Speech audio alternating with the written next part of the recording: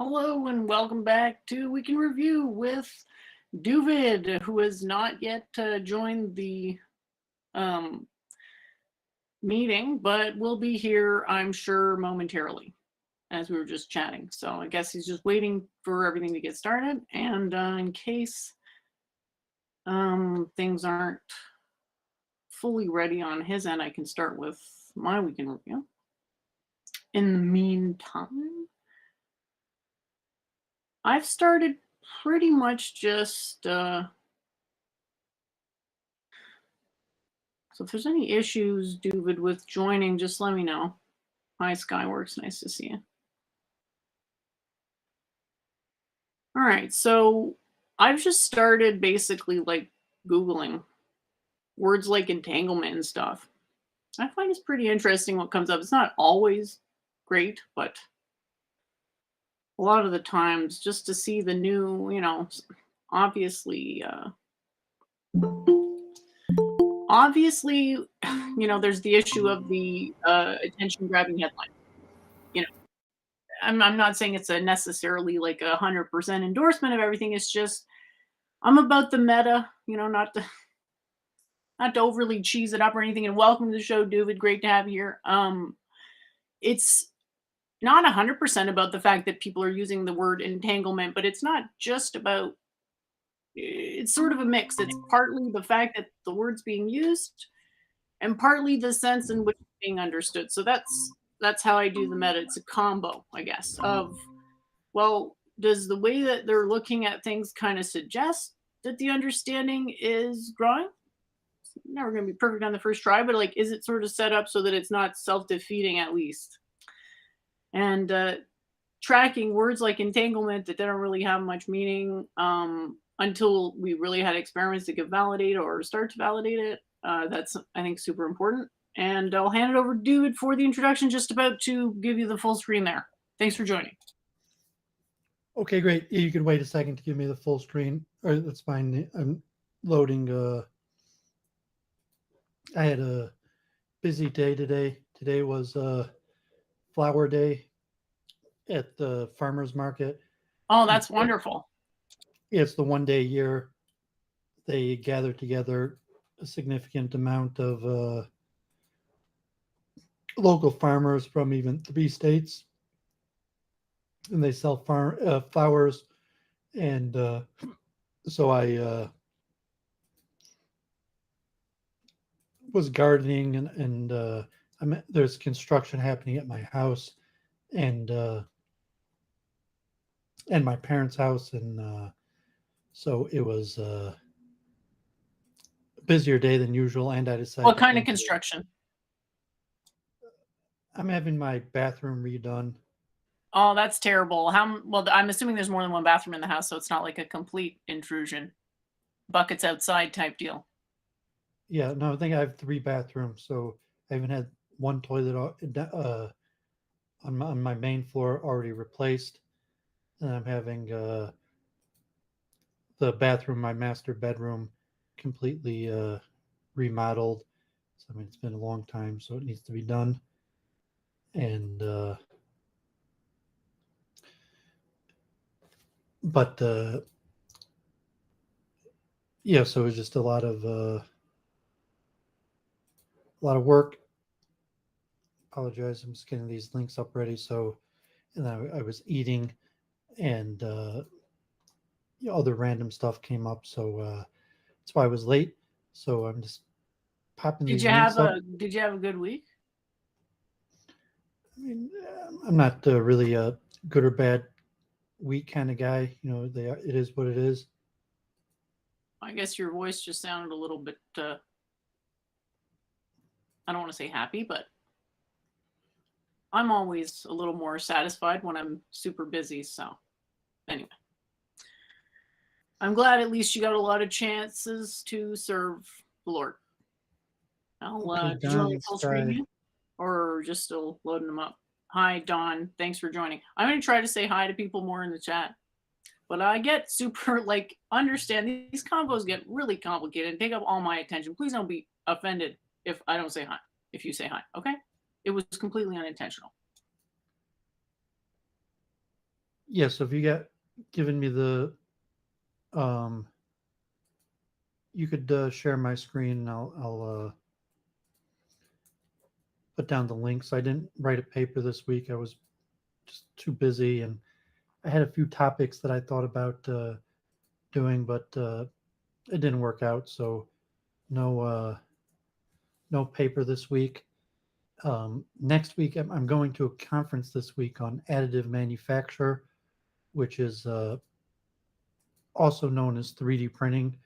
And I guess the larger category is um, additive manufacture, of which 3D printing is just one form of additive manufacture, where it'd be like a actual 3D print where there's like a nozzle that prints three-dimensionally, but relatively there's many more methods, and the 3D printing is actually one of the minority methods. And so they have a whole conference in Detroit this week. So I might just go one day. I'll show the link in a second. So I just finished getting ready. Sorry about the bad preparation. I don't have too much for this week anyway, so maybe it'll be a quicker program.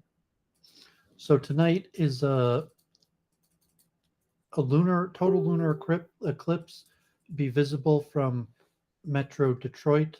I'm not sure, maybe if you're like Ohio or Mideast, northern northern Mideast. I'm not sure if it'd be visible from like Chicago also, but from midnight till 2 in the morning, the eclipse will start at about midnight.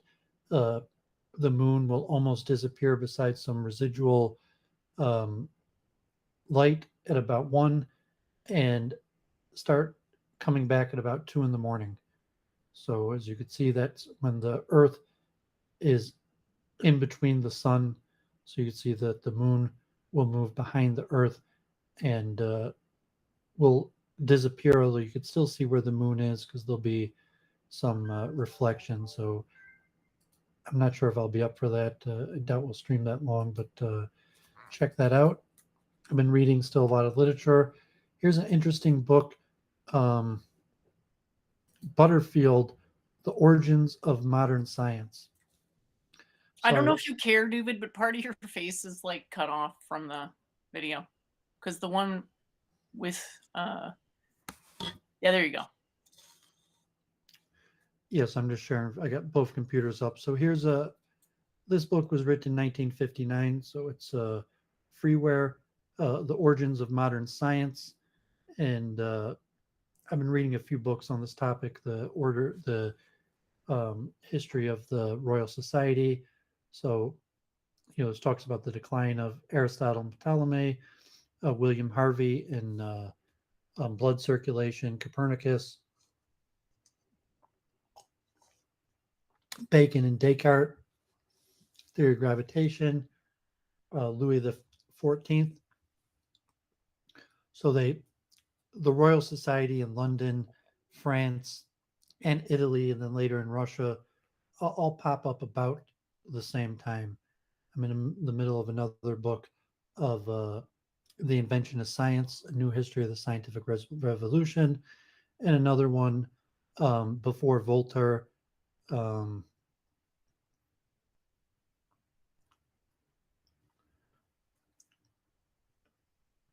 on before Voltaire, The French Origins of Newtonian Mechanics, that talk about the French understanding of science. And you have the creation of the Royal Society of Paris, which happens just a few years after the Royal Society of London, with Bacon and then Newton and some of the major names there.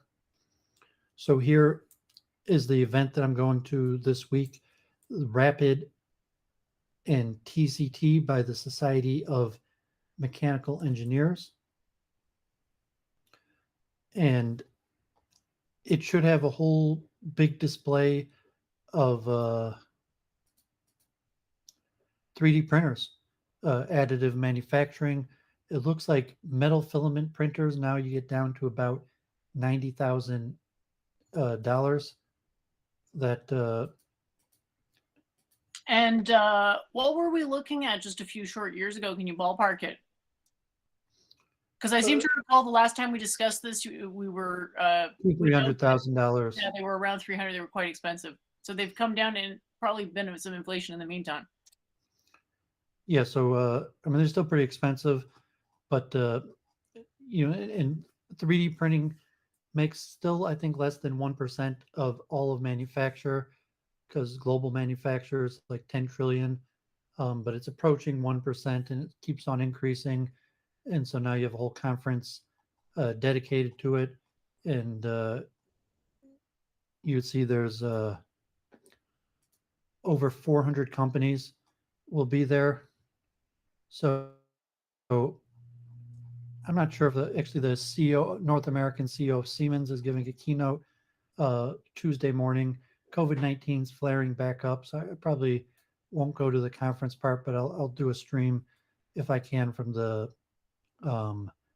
convention floor, and I'll pick up some reading material, and I'll try to get some videos of demonstrations of some of this equipment. So you see the latest in 3D printers, additive manufacturing, metal filament, the different kinds. So looking forward to that. Hopefully Tuesday I have to see because I have construction in my house, but I plan on going Tuesday.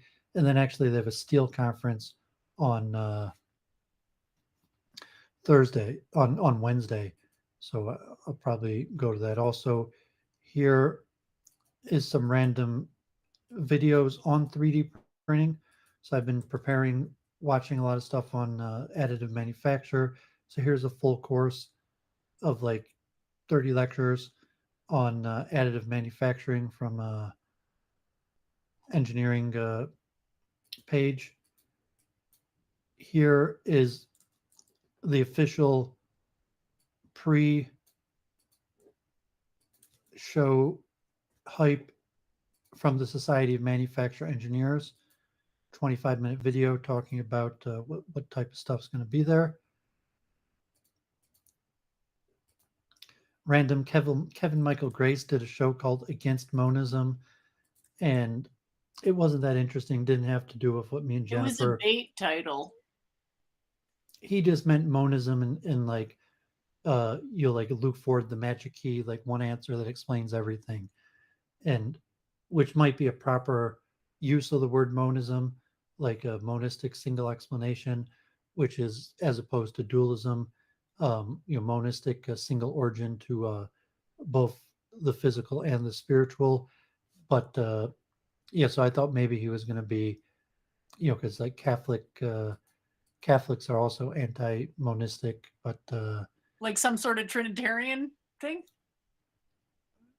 well, you could give a Trinitarian monistic interpretation also, but I mean, generally the Catholic role. I mean, if you're talking about the belief in Father, Son, and Holy Spirit, the Trinity, but in terms of dualist and there being a spiritual and physical realm, that most Catholics, the main school is dualism.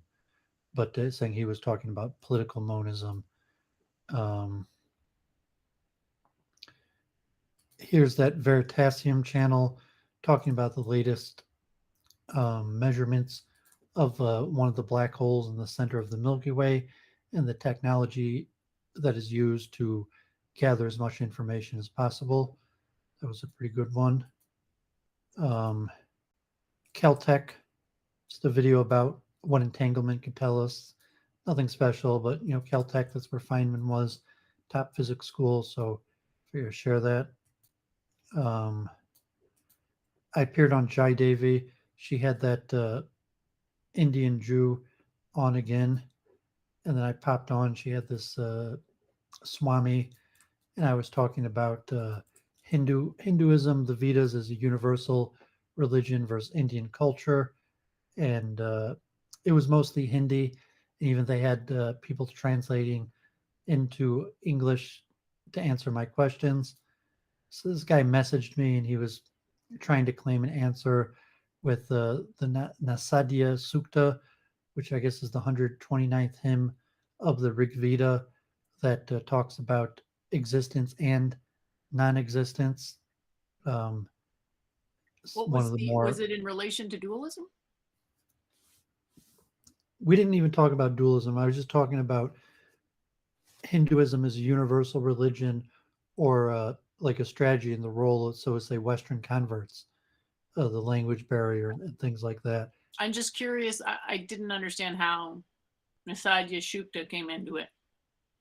This person who listened randomly messaged that to me, that was watching, and thought that this would help clarify some of my questions. So I think I'd heard of this before. I never studied the Rig Veda uh, that much. Um, so I guess this 129th hymn deals more with the cosmology, and has some of these kind of like esoteric statements. There was neither non-existence nor existence, neither the realm of space nor the sky which is beyond. Um, so, are you familiar with that? Did you have something you want to say on that? Sure. Not in particular. I mean, unless you want to analyze the structure of the stanzas, it's like I wouldn't even know how to explain it. So I can just wait and see when I have a look at it. It's hard for me to go too much into English translations, though, just out of can only have so many domains of knowledge. So Arjun was on Jai Devi. They were talking about the concept of God in the Hare Krishna versus Abrahamic religions, although it kind of went around, and then she had a panel, and it was a little bit of debates on the approach to Vedic Sanatana Dharma. I think Arjun made a semi-popular video responding to someone on eternal hell. So if people like Arjun, they could check those out.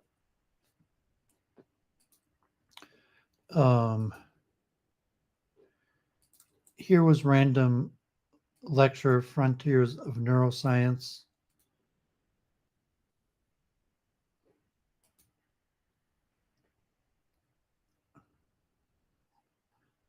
Not even sure why I shared it. It was just a decent general lecture. I finished that course from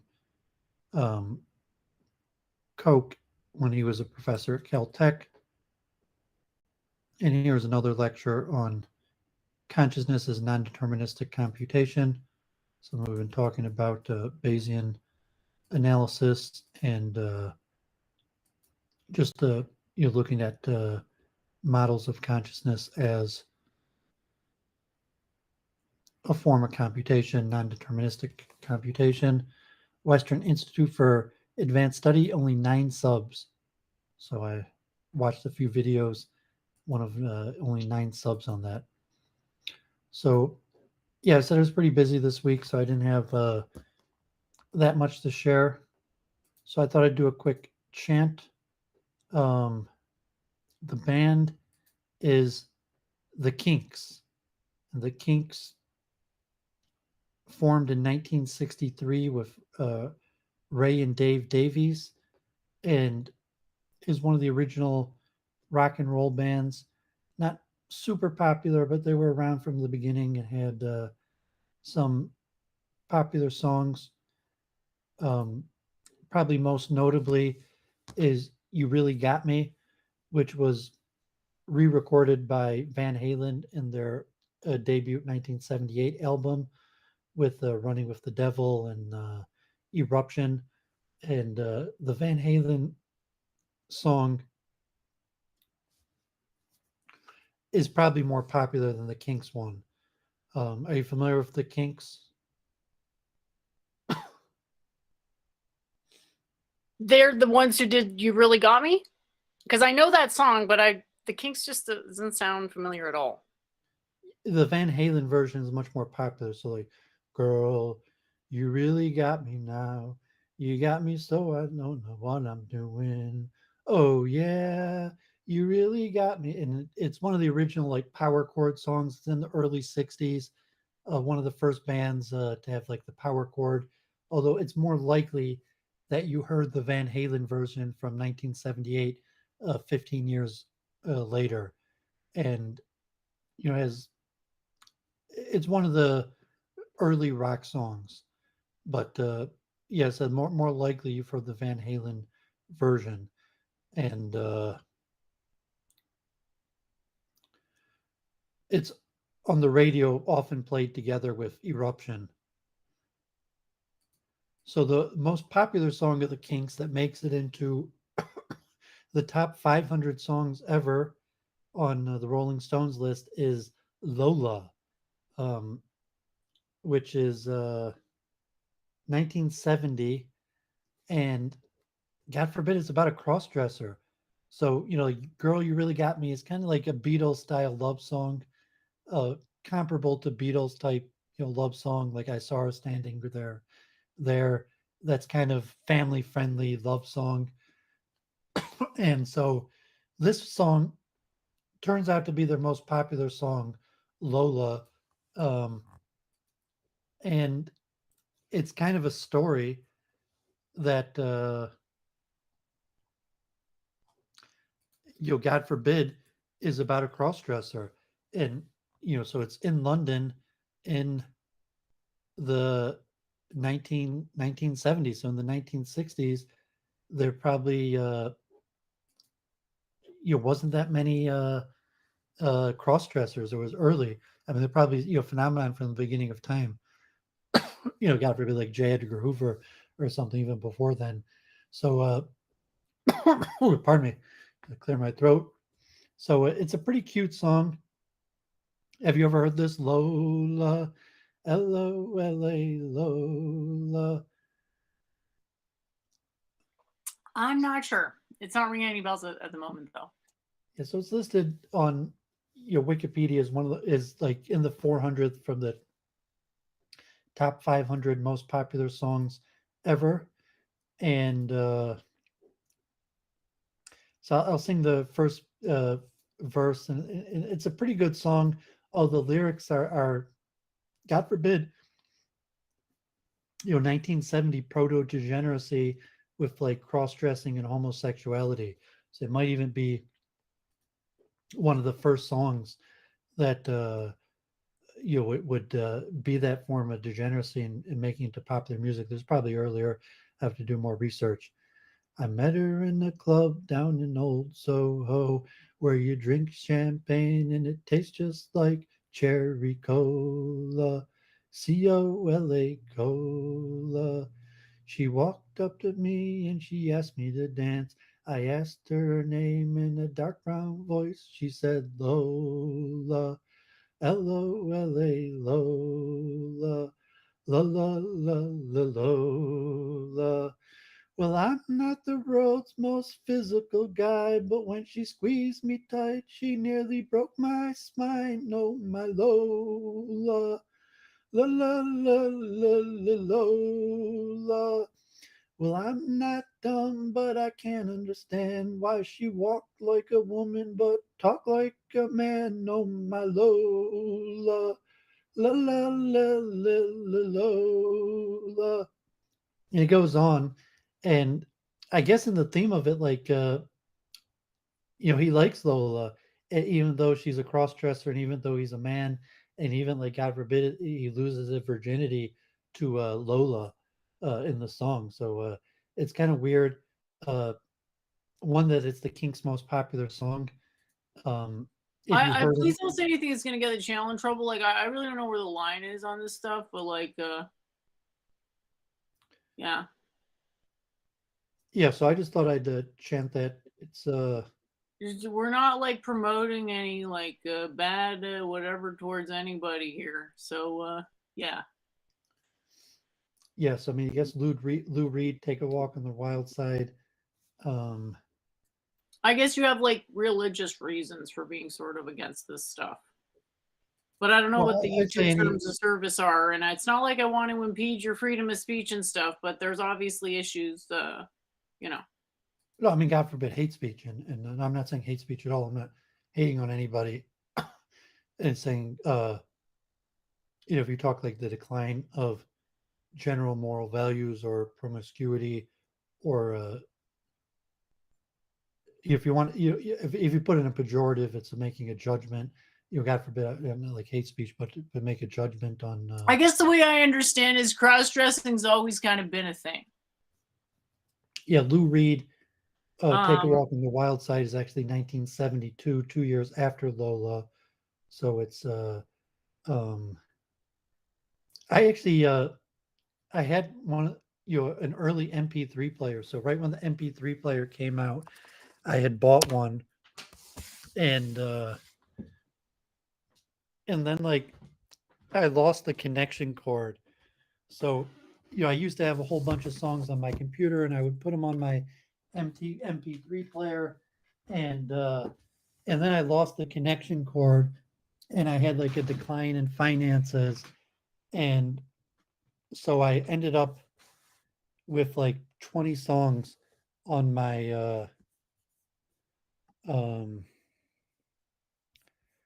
20 songs on my so I ended up no so I'm gonna log off my other computer on my MP3 player, and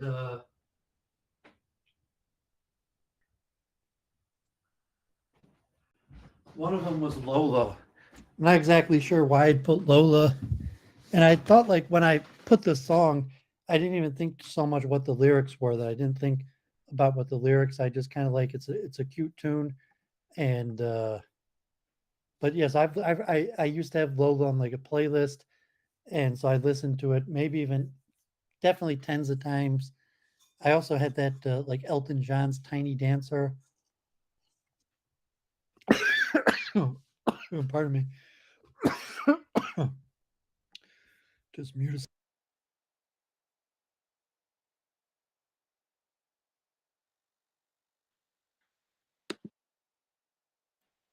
hello, everyone. Sorry about the interruption there. Yeah. I mean, those of you who follow the channel for a while and know there's been issues with stuff being said on this channel. That is a concern for several reasons. So it's like a line between freedom of expression and also what you might call inclusivity. It's an evolving and adaptive. Are you okay, Doovid? Do you need more time? Yeah, I just got another important. You ever had a strike on your channel? I had a tiny little making fun of a certain person. I'm not even gonna say who it was, and obviously they didn't like the joke, which in my view was 100% satire, but apparently a reconstruction of someone arguing against themselves and losing. That's not no. But other than that, no. It's just more just a preventative measure. I mean, it's hard to know, and it's really just better to be proactive type of thing than whatever. That's all. Yeah, I've never had a strike, and definitely hate speech and hate speech against um the LGBT community uh is something that could get you a strike, and that wasn't my intention by the comment on Lola, and say the change in American culture. Just saying that song's 1970, and it's a sign of changing culture of the time. God forbid the big news with that. Well, like what it meant at the time versus what it means now, and such. So. Well, it was. I'm not sure if it was politically a big deal, like how the Kinks were received, or if the song was controversial. It probably wasn't even that controversial, but it's relatively light compared to what you see today. But saying in the time, it was a sign of the changing times in 1970. And it's interesting that the band the Kinks, that's their most popular song, which is not necessarily indicative of their style, and they're kind of like a Beatles style general like love songs, like "Girl, You Really Got Me" is a general love song. So Lola is more an anomaly, and it just turns out to be that that's their most well remembered song. Yeah. But yeah, I mean, there's that big shooting in America, that hate, racist, purposeful attack, live streamed. God forbid, killing uh, innocent people, or in the manifesto. Uh, hate's a big deal, uh, but generally, I think ideas or words is different, and it's even talking about violence, talking about matters is important, and it's part of the difficulty in these days where people are scared, and words triggers the fear. You're just like T jumping on systemic racism or something. Just talking about racism, people get scared of violence, of your terms of service, strikes, losing their channel, and so it's difficult to talk about relatively the important topics that need to be talked about, because those are the pressing matters for society. And generally, even talking about violence, if you think that it somehow causes violence, to talk about violence, or could be preventative of violence, to talk about human nature as is. And even if you're talking like degeneracy, to talk about degenerate human sexuality, bad behavior, I find that people shut down if they get the feeling you're passing moral judgment on them.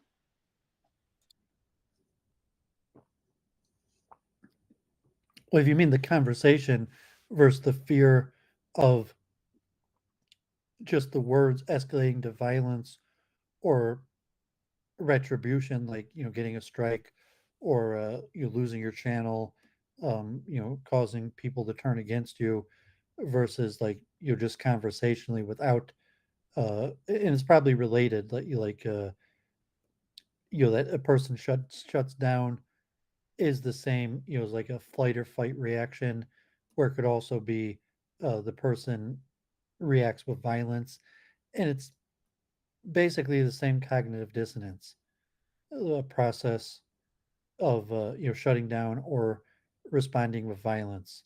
That I mean, if you put it basically like like group conflict, like it's like even Hinduism is a as a universal religion or a group strategy, but just talking about group conflict, and it's like, well, I'm part of a group, and these part, and you're part of a group, and maybe we are in conflict, and by talking about it, will trigger people to violence, and that's kind of like the great replacement, or the type, so to say, conspiracy theories that pit groups against each other, that people fear that will lead to violence. That, oh, someone's going to hear this conspiracy theory and think that their group is at conflict with another group, and then choose to take the conflict to violence, versus maybe shut down, or if like if would be more a flight reaction, or like to tattle, to try to get the channel, a strike, censorship, all the same basic cognitive dissonance reduction. And if that's saying that conflict is a reality, and generally, unless you're a warrior, and even if you are a warrior, uh, you probably don't have in the front of your mind conflict, and so Well, you what is at the heart of like tons of religions is conflict? Gita. yeah, I'm saying that Maybe not the New Testament. If there's an exception, it's the New Testament. But like it almost seems like literally every other. well, because it's trying to transform, so to say, the other, and be universal. So the the Judeo-Islamic approach might make a person more in line with conflict and being there is an us and them, and we're in a constant state of conflict. And my religion is training me for conflict, and I know exactly who I'm Well, going to have no, that's conflict. not the sole version of conflict. It's like, the self, this inner struggle and stuff like that. Conflict is like religion is a conflict resolution modality, or at the very least, a frame or structure of conflict modality. Well, if you take, but it's also a pro conflict where it's saying that there's an us and them, and there's going to be conflict, and we know exactly who that conflict's going to be with. And for, like, if it's Yeah, and then how do we put that into words? what you could, so I mean, if it's Jai Devi and her, um, kind of regular Hindu Islamic disputations, or if it's Judaism and Israel Palestine, or European uh, white nationalism, any form of nationalism, where there's just groups and there's expected conflict, and the expected conflict is with these other groups that are well identified to people in the group. That if you're in the group, that part of your being in the group is the expected conflict with outgroups or opposing groups. Yeah, and then And then you go out in reality and it doesn't work like that, and so you either have to be in an echo chamber to reinforce that view or just accept that these models are not predictive to the same extent that a model of consciousness would be. well, I would say those models are probably the most predictive, and that's why it's the most Yeah. common. And saying that the Well, pro I guess conflict whatever, that's models fine. that identify a specific group that you're in conflict with, um, are probably extremely predictive. And you say there are alternative models, but you just say that um, I'm part of this group, and when I deal with either I avoid people from this other group, or when I'm dealing with them, I expect conflict, and factually, I get conflict most of the time in my dealings.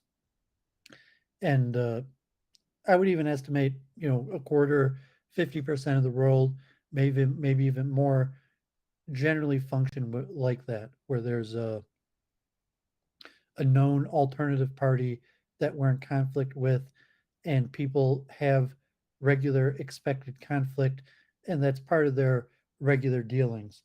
That they might not deal with the other party in conflict, but they might on a regular basis, and even daily. So on a daily interaction, you'll have dealings with people in the out group, and you'll have conflict with them, and then you'll report back to people within the in group, maybe your family, your co-religionists, and that will be basically the over encompassing modality of a person's life and communication is around this mutual group conflict. So you might not have that cognitive outlook on the world, but I would say that's actually the dominant one. Uh, you an us versus them mentality, yes, that's common. Framing it a particular way according to particular labels, there's a lot of variation. Yeah, As to definitely is variation. And I'm saying as like to if what, it could be, to say, oh, there's a rivalry between like me and my, sibling, whatever. But yeah, I would agree that for a lot of people, a conflict based, you could model what like their interactions with people as a series of conflicts, I suppose. yeah, and the people that they're on the same side with versus opposing sides, that's one of the largest structures of their interaction. So when they're dealing with people they're in conflict with, they deal with them in a method of conflict. They train for conflict. They expect conflict, even including violence. So if it's the United States, like guns, gun training, fighting. So factually, uh, like 1 in 4 Americans have guns. Adult, so definitely adult males, even women. A lot of people spend a significant amount of time at the gun range, actually shooting guns. So if you're talking the most extreme forms, or even military service, um, to gangs, uh, and then in terms of their verbal communication, where they're with their friends or colleagues or family, that a large percentage chunk of their interaction will be centered around uh, the conflict. So like, oh, I had this run in with the people that we're in conflict with today, and the relationship centers around mutual conflict. That even family, friends, husband, wife, um, I work think what associate. you maybe are getting at is contrast being an operating principle and conflict being a type of contrast, but I don't know that most people would agree husband and wife is exclusively a conflict based relationship. That's pretty, I mean, it sounds pretty disharmonious, doesn't it? Not to say that, I mean, God forbid I mean, that the husband and wife are a unit in conflict. Now, I mean, there's some conflict between husband and wife, but I'm saying that no, I mean, the husband and wife will develop a relationship over mutual conflict. That that they'll function as a unit, and will have mutual friends and You're mutual saying and mounting a mutual defense against external conflict. Is that right? yeah. Okay. So And so then if the it's husband and wife is religiously kind of like one unit here. Okay. and if I got it's it. religiously or a group, where it's like, okay, both husband and wife are from the same race or the same religion, and have conflict with the same, uh, different groups. I mean, you have some elements of a husband and wife that would be interracial or interreligious, but the majority are um, harmonious like that. So it'd be the generic group conflict, and then there could be just historic conflict where the husband and wife both have bad experience with certain people, and they might deal with those people. So if it's like at work, where the parties are agreement that this other person is bad, and could be sibling, family, uh, colleague, neighbor, but even the husband wife relationship, uh, in terms of communication, connection, the structure of the relationship, uh, centers around conflict and mutual conflict.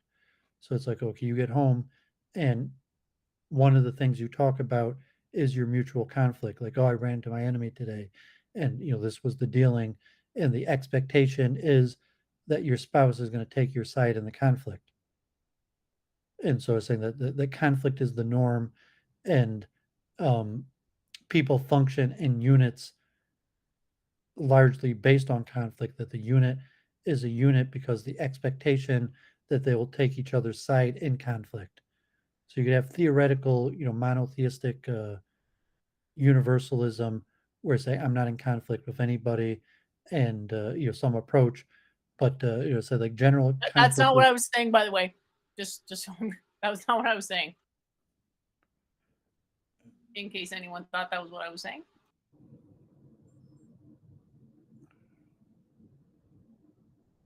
But yeah, sorry. Please go ahead. General monotheistic non-conflict approach. What were you gonna say about that? Well, I was saying that everything stems from God, and I'm not in conflict with anybody. The only thing I'm in conflict with is with my bad karma, and if I have conflict with another person, really that's an internal struggle with my own bad karma. That the reason I have conflict with other people is a projection of my internal conflicts, not an actual conflict with the other person. And some is generally the approach that I take. You could take that approach within Hinduism, is probably the most common, although, saying generally Hindus also have accepted conflict, say with like Pakistan or Muslims, like in terms of group strategy, especially when you have an ethnic signifier of the people from India. Say, well, isn't India at war with Pakistan? Don't they have political issues with Muslims? In the same way, like, well, aren't I a Jew? Isn't Israel at war with Arab and Muslim neighbors? Uh, aren't I in a state of conflict? And say, well, from a spiritual religious approach, that's not my religious understanding, monotheistic, and I think it's a greater, internal soul struggle. And I don't look at myself as conflict with, Arabs or Muslims or political foes, but there is some sort of group strategy. And so when I'm around, um, Jews, it's more likely to result in a collective conflict where like Charles Moskowitz or something, where two Jews talking, and we'll start talking about the wars in Israel or anti-Semites or various things that would be common conflict, and that could be unique to various people. So like God forbid the tragic event in Buffalo, New York, and the shooting. Um, most whites are not in conflict with blacks, although there's an element of conflict between whites and blacks, and there's probably a percentage of whites and blacks that are in constant conflict, where basically segregated, where there's groups of white extremists or black extremists that are in constant conflict, and it's completely centered around race, where they look as the other group as a group that they're essentially in conflict with, and God forbid, like the tragic shooting, and but I was saying that's not the majority of conflict, but it's saying most people are in a state of conflict and group based on conflict, and it could be more minor, like Republicans, Democrats, abortion, pro-life, pro-choice, the various issues that divide people, and the level of violence could be from weak to strong, where you're expecting violence, training from violence, spending hours every day preparing for violence, maybe even constantly getting in fights, where like depending on how people spend their time, where they could be going out and engaging in activities where they are regularly engaged in violence, and then there's groups, so to say, and group violence, and God forbid, but say that just saying from a cognitive level, I would say conflict is the norm, and that's why I have taken the approach of like a karmatic monotheistic approach to conflict, and saying the conflict really stems from myself and from God.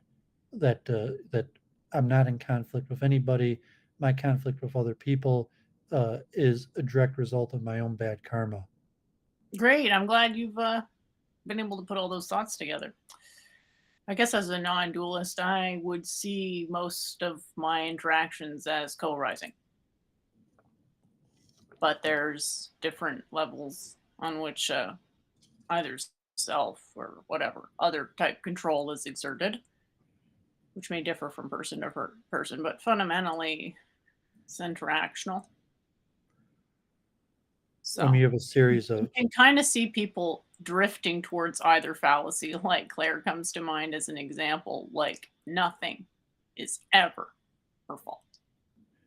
I was saying you have a series of people and groups that you're in conflict with, and if you spoke to people, you would have no qualms about saying, "I don't like this person. I don't like this group.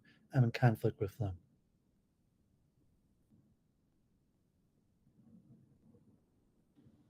I'm not sure I understand what you just said.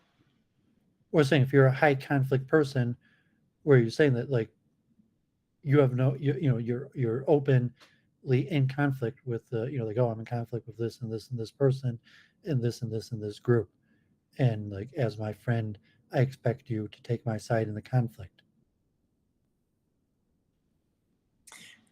What's this in connection to? It sort of just feels like a non sequitur. Well, I'm saying your cognitive approach to the world, My where cognitive approach to the world. it wouldn't take very long speaking to you for it to come out that you're in conflict with a certain number of people and a certain number of groups, and should you carry on relation with uh, should a person want to carry on a relation with you, that you will expect them to take your side in the conflict. No, I don't. I You know, expect people to hopefully respect my well articulated boundaries, and I'll do my best to respect their well articulated boundaries, but I don't expect, no, for people to take my, I don't even know what that means, frankly. well, okay, on the base level, it would be major well-known groups, like God forbid, races, nations, religions. So it's like, oh, like I'm Doovid, and I'm in conflict with these nations, races, and groups. God forbid. And so your average person is like, yes, your average unenlightened person is in conflict with races, nations, and groups. And so it doesn't take more than a single conversation, a George Bubble Titan. It doesn't take more than a single conversation for them to come out. Their feelings of negativity towards large swaths of humanity in terms of races, ethnicities, groups, nations, religions, even in terms like hate speech.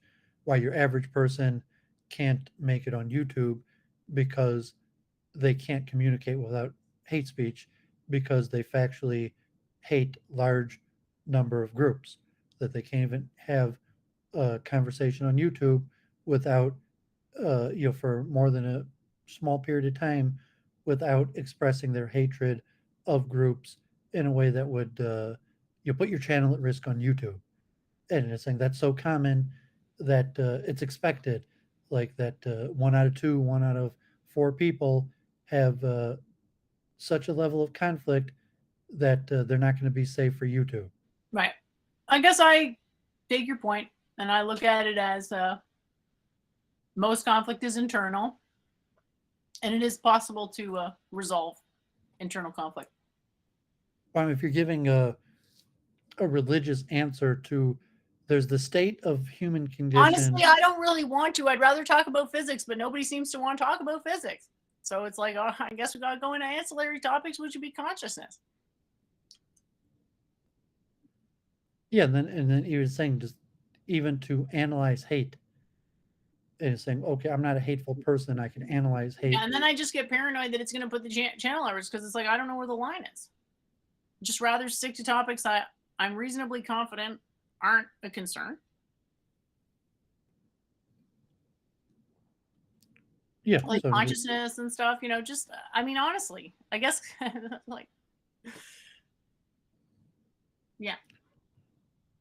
yeah, I mean, the hate is an aspect of consciousness, and then I don't think that, I think that's a self-fulfilling prophecy. So if you want to analyze it, you're sort of in the domain of analyzing emotions, and I don't know how much you can really do that, especially well, if of course you you don't can't. have a convergent model on consciousness. Well, I mean, it's the most basic thing, and say most news is conflict. Conflict It's, and hatred aren't the same thing, but yeah, I would say most news is inflammatory, because that's what it's designed to get as many people to. It's designed to grab attention, so it's incentivized to be something sensational / inflammatory. well, I mean, that's probably true also, but it's okay, the like this mass murder event in uh Buffalo is probably factually one of the most important news stories this week. Everyone's talking about it, not just to be inflammatory, because I'm 10 not saying you're intending to be inflammatory here. I'm saying it doesn't, like, we have to sort of be more proactive in terms of the effects of what happens with what we say. Or I would like to be. It's just, and to me, even it's like like dwelling on stuff is like a self-fulfilling thing. It's like I talked about being depressed for 10 hours, and at the end I felt like shit. It's like, well, I could have told you that was going to happen. well, No, I mean, generally, I mean, it's like, okay, I stream every week with Charles Moskowitz, and he's not really too theological, so we don't have that many theological Isn't he always on conversations. about his satanic stuff? How is satanic related? I don't want to say conspiracy. I don't know how he would qualify it. Excuse me, but how is that not sort of theological? Maybe I'm misunderstanding.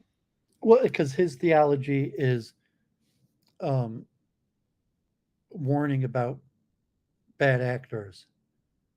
So as opposed to, you know, my universal theology, where, so to say, I don't believe in bad actors, and bad actors are a mirror of evil within myself. That his understanding of theology is being on alert against bad actors. So, you know, Charles, you're talking about Judaism or religion in general, is his constant warnings and pointing out of the bad actions of others,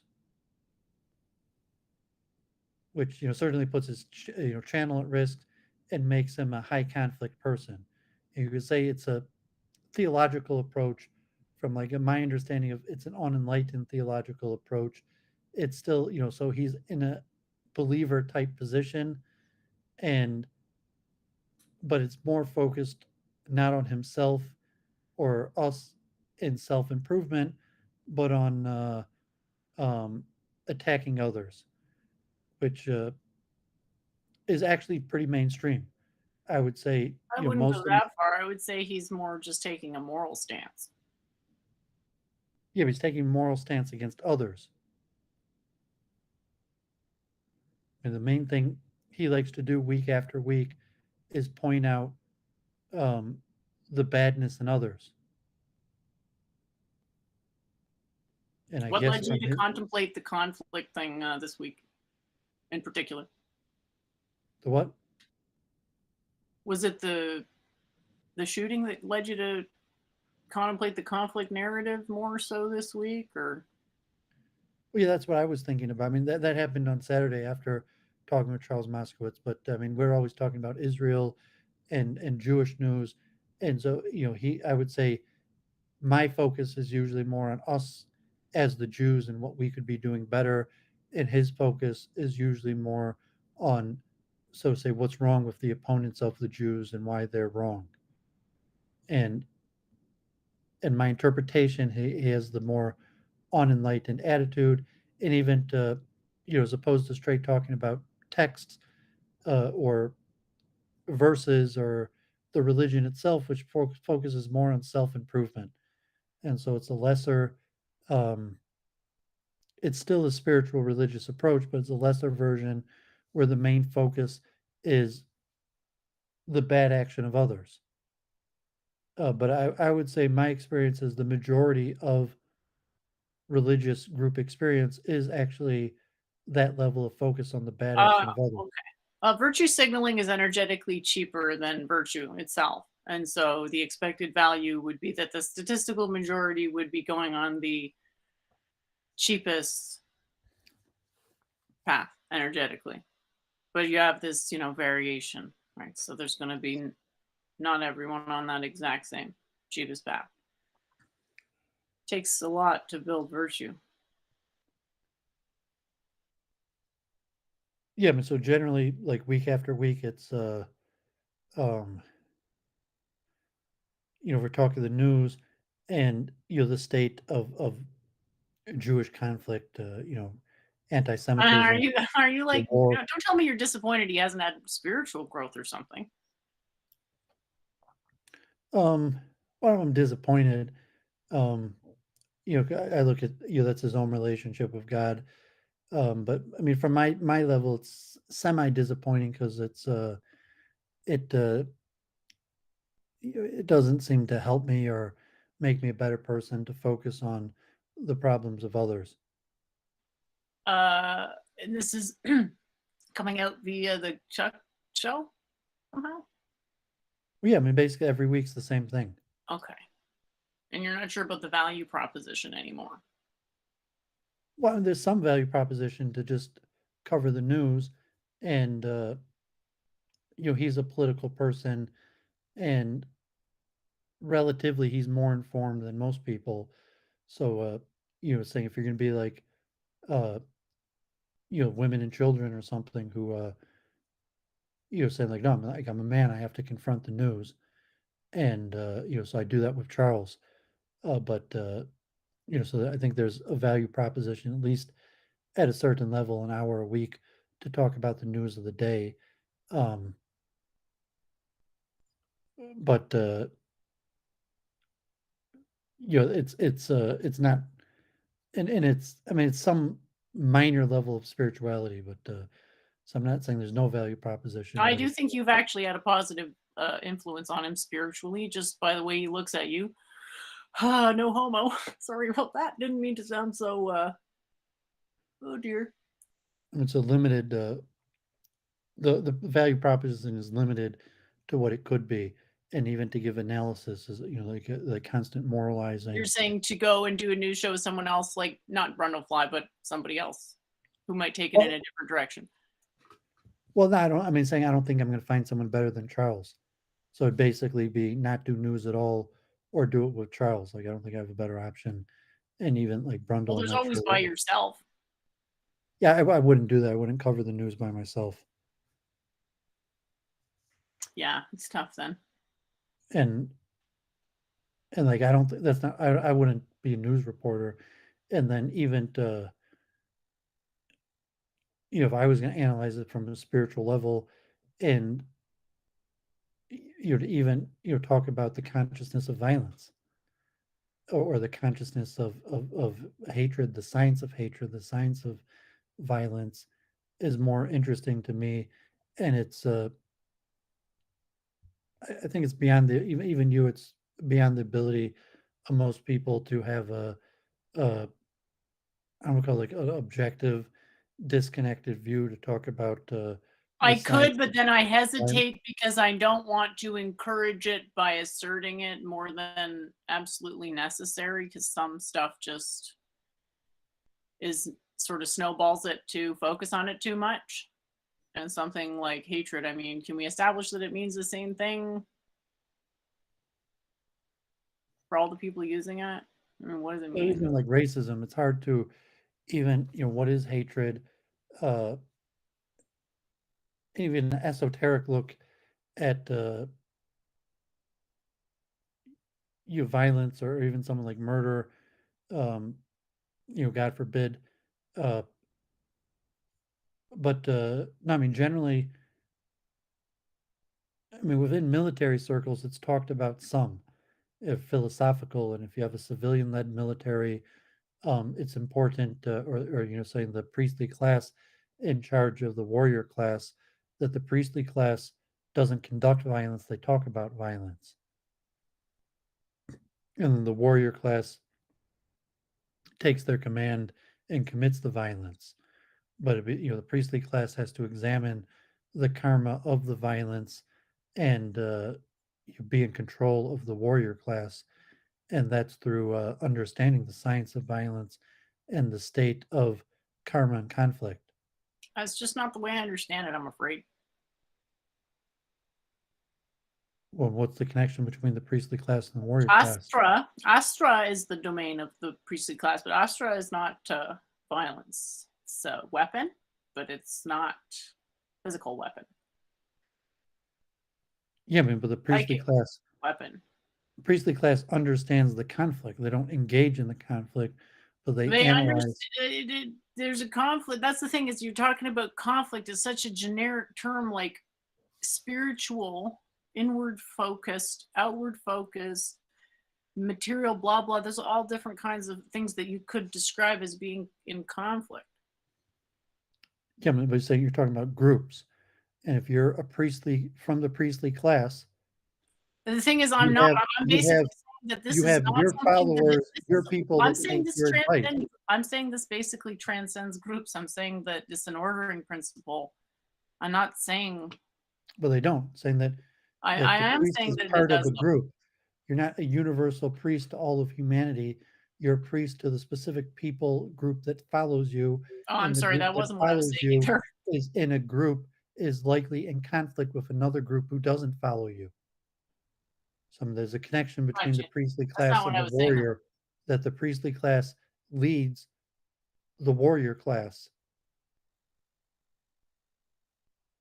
I mean, from the priestly class, you got to look at it the universalistic, that you're looking at, the connection between God and all of humanity. But just factually, the priestly class uh, has the warriors that follow them and an opposition group of people that don't respect their authority. Um, Some of the priestly class is directly part of conflict. then how come the people who catalog what was going on in India said that the kings cried after the opposing king was deposed? That suggests they did respect him.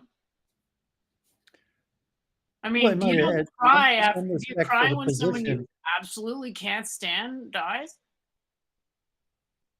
Well, possibly. I mean, like for the office or respect for your opponent. But yeah, I'm saying if it's like, Respect isn't crying. Crying implies emotional I mean, if you're just talking one feeling. story or something, but I mean, no, I mean, generally, king, I mean, the king is from the warrior class, not the priestly class, anyways. But, Okay. but you're saying that Doesn't there's that kind of prove my point, not yours? what that a king cried means something. The king cried for the other king that he went to war against.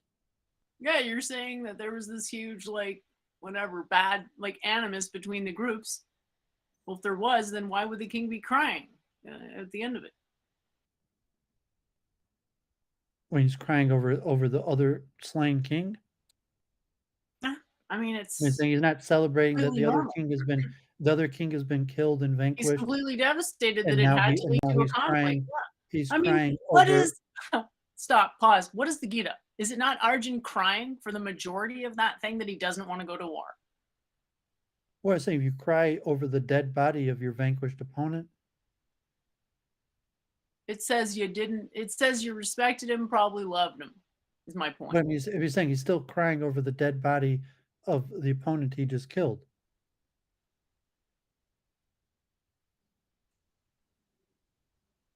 No, he didn't. I mean, I don't think, I don't know that the king deposed the opposing king. No, I have a hard time. Sorry, I have a hard time believing a king deposed. Wasn't suggesting that. Well, I mean that's the exact story. Arjun, uh, and the Pandavas. Arjun is one story. It's not every conflict Well, I'm that's ever saying that happened. he kills the opposing kings. I mean, they're cousins, Okay.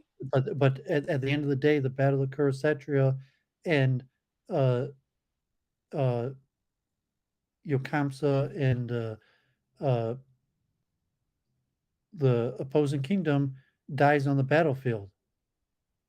And so if Arjun cries after having killed all his opponents, he still killed all his opponents. So he's crying on the battlefield. I don't necessarily uh say what point you're making from that, because the fact is they went to battle and he killed the opposing kingdom. And then he cried afterwards. It's about Uh what the emotions towards the opposing side were and the role of the priestly class in the mediation of the warrior class. Skyworks says violence is unprocessed fear. There's definitely a connection between negative emotions. yeah, I mean, it's just obviously you say that the priestly class has it's a dharma because there's an order, and the priests are followed by a group, and then there's an opposition group that has their own priestly class. There's not a universal priestly class that's followed by all humanity. There's not one kingdom. I mean, maybe theoretically, uh, alleged in the Vedas, there used to be universal kingdom and a universal priestly class, but even in the Vedas, that's not the common state.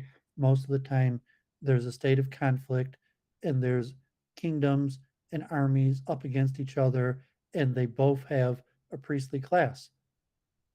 And so there might be some respect among priests, but like, so you're a priest to like the Ramayana, that Ravana has his own priestly class who supports his kingdom, and there's opposing kingdoms with opposing priestly class, and the priestly class has to advise the warriors that follow them. They can't advise the warriors that don't follow them. And just like like I could be a Jewish warrior, the Muslims or the Christians aren't going to listen to me.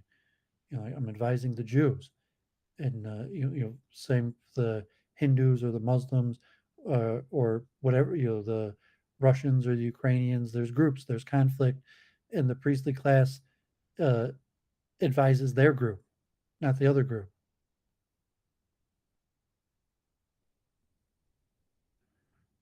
And so, from the priestly class perspective, you don't want to be in conflict, and you have to recognize this is my group who seeks my advice, who values my advice, and then there's another group that doesn't so much seek or value my advice, maybe not at all.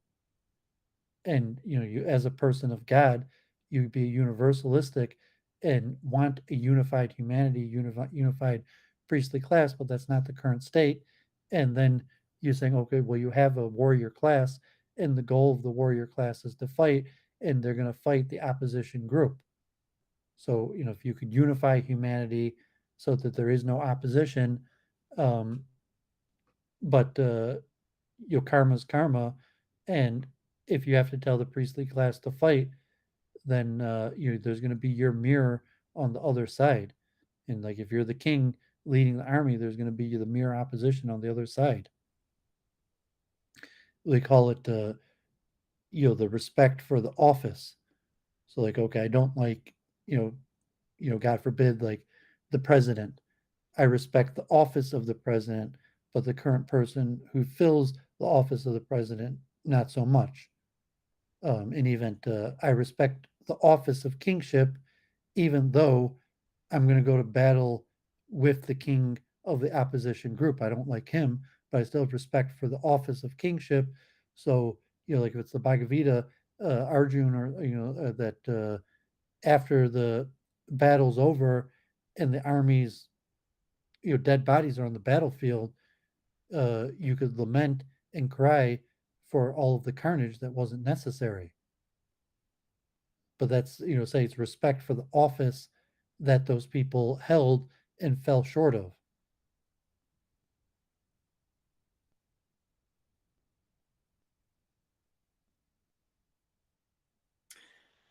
Very interesting, and very nuanced opinion there. And it's So, kind of basic, I mean, because to some extent, conflict and violence is one of the main functions. Advising on conflict and violence is one of the main functions of the priestly class. I would have thought it was the warrior class, but okay. No, the Since the warrior king class is from the fights. warrior class, as you just said, so you're saying there's The something warrior above the class king. fights. You're saying there's something above the king. The king is from the warrior class, not the priestly class. Right. I'm saying that the priestly class, one of the main things they advise on is violence. They don't conduct violence. They're not part of the violence. That's one of the main things they advise on.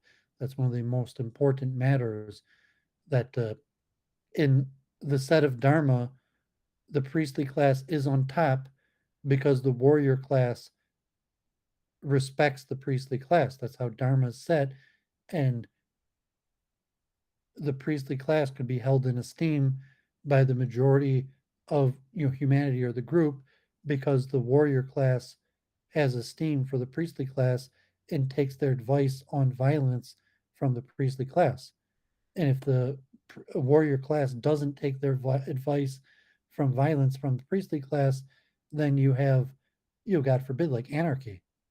If the warrior class just makes its decisions on its own of the violence, you're going to have a bad state of affairs. So the warrior class has to be subjugated to listening to the advice of the priestly class. That's when you have a proper state of dharma, is when the warrior class only commits violence that's condoned by the priestly class.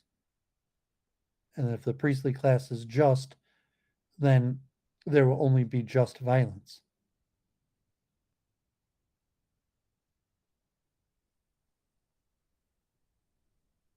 And in the legal system, that would be like a judge, that like a police officer. You need um, like a search warrant, prosecution. It goes through the lawyers and the judge.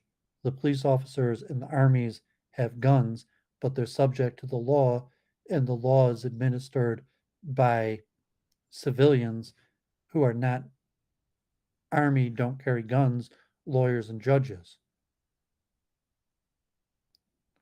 But Dharma is in a proper balance when the warrior class, the police and the army recognize that they only have the authority to act when they're acting in accordance with the law. And so if the army and the police doesn't act in accordance to the law, then you have the breakdown of society. That was a bit of a leap. Bit of a leap, It's not but a leap. I mean, it's interesting. basic. I mean, it's kind of hard to understand what you don't get about it. And the thing that's why the priestly class maybe differentiates itself by the ability to talk about violence. And so even so to say, like I say, okay, that is like the point of saying high birth is saying, um, I took high birth, that guy, the bailiff works for me. So the average person, when he goes to city hall or the courthouse and sees the army and the police there, they get scared. If you took, so to say, high birth, you're comfortable with the priestly class, you feel safe and secure by the military being there because you're like, no, that guy works for me. I know that guy. If there's a problem, he's going to take my side. And it goes back to like the high birth function that is troublesome to people because it's like the police and corruption and the corruption of violence. But it's related to uh, a proper state of dharma. I And think it's not, people see it as perpetuating like unnecessary bigotry. well, that'd be systemic, like T jump and systemic, Yeah, you're racism. just you're in your mind just presenting an accurate state of affairs, right?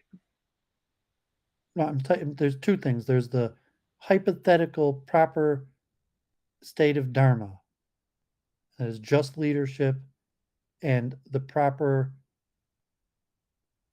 Sanatan Dharma, which would be uh, an altruistic, just priestly class that is in charge, administers the warrior class, and the role of whether people are born into the priestly class or the various technicalities of what's the proper dharma of the priestly class. So there's the proper dharma of having a warrior class subjugated to the priestly class.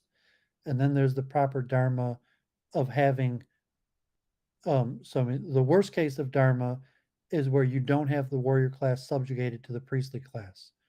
I don't know that And we can say that, frankly. I mean, what are our all what are the versions that we have access to? Go on. where you can have the warrior class subjugated to improperly bad acting priestly class, or you could have a warrior class that's not subjugated to a higher authority. So there could be scenarios that it's worse to have a warrior class subjugated to an evil priestly class, but generally it's worse to have an unchecked warrior class that's not subjugated to a priestly class. But just being subjugated to a priestly class, the priestly class has to operate properly. And if the priestly class is hereditary, or whether there's a method for people to raise into the priestly class, what it means to be subjugated to the priestly class, and but just a proper state of dharma where you have a warrior class, and then they're subjugated to a priestly class who has to approve and give authority to the use of violence. That even if you have a police officer and they might have discretion to use violence, But if they use violence, it's going to be reviewed by the priestly class, and the priestly class objects to it, the warrior is going to be punished. Or that the warrior class needs to preemptively gain permission from the priestly class. So in the US system, if you call like the police and the judges, that a police officer has to get a warrant um, from a judge before they could administer violence. And if a police officer is in a scenario where they have to administer violence, it will be reviewed by a judge, by a lawyer who will determine whether that was proper. And if it was improper, they will be reprimanded and lose their status of being an administrator of the law and be taken out of the warrior class. So that's a proper state of Dharma.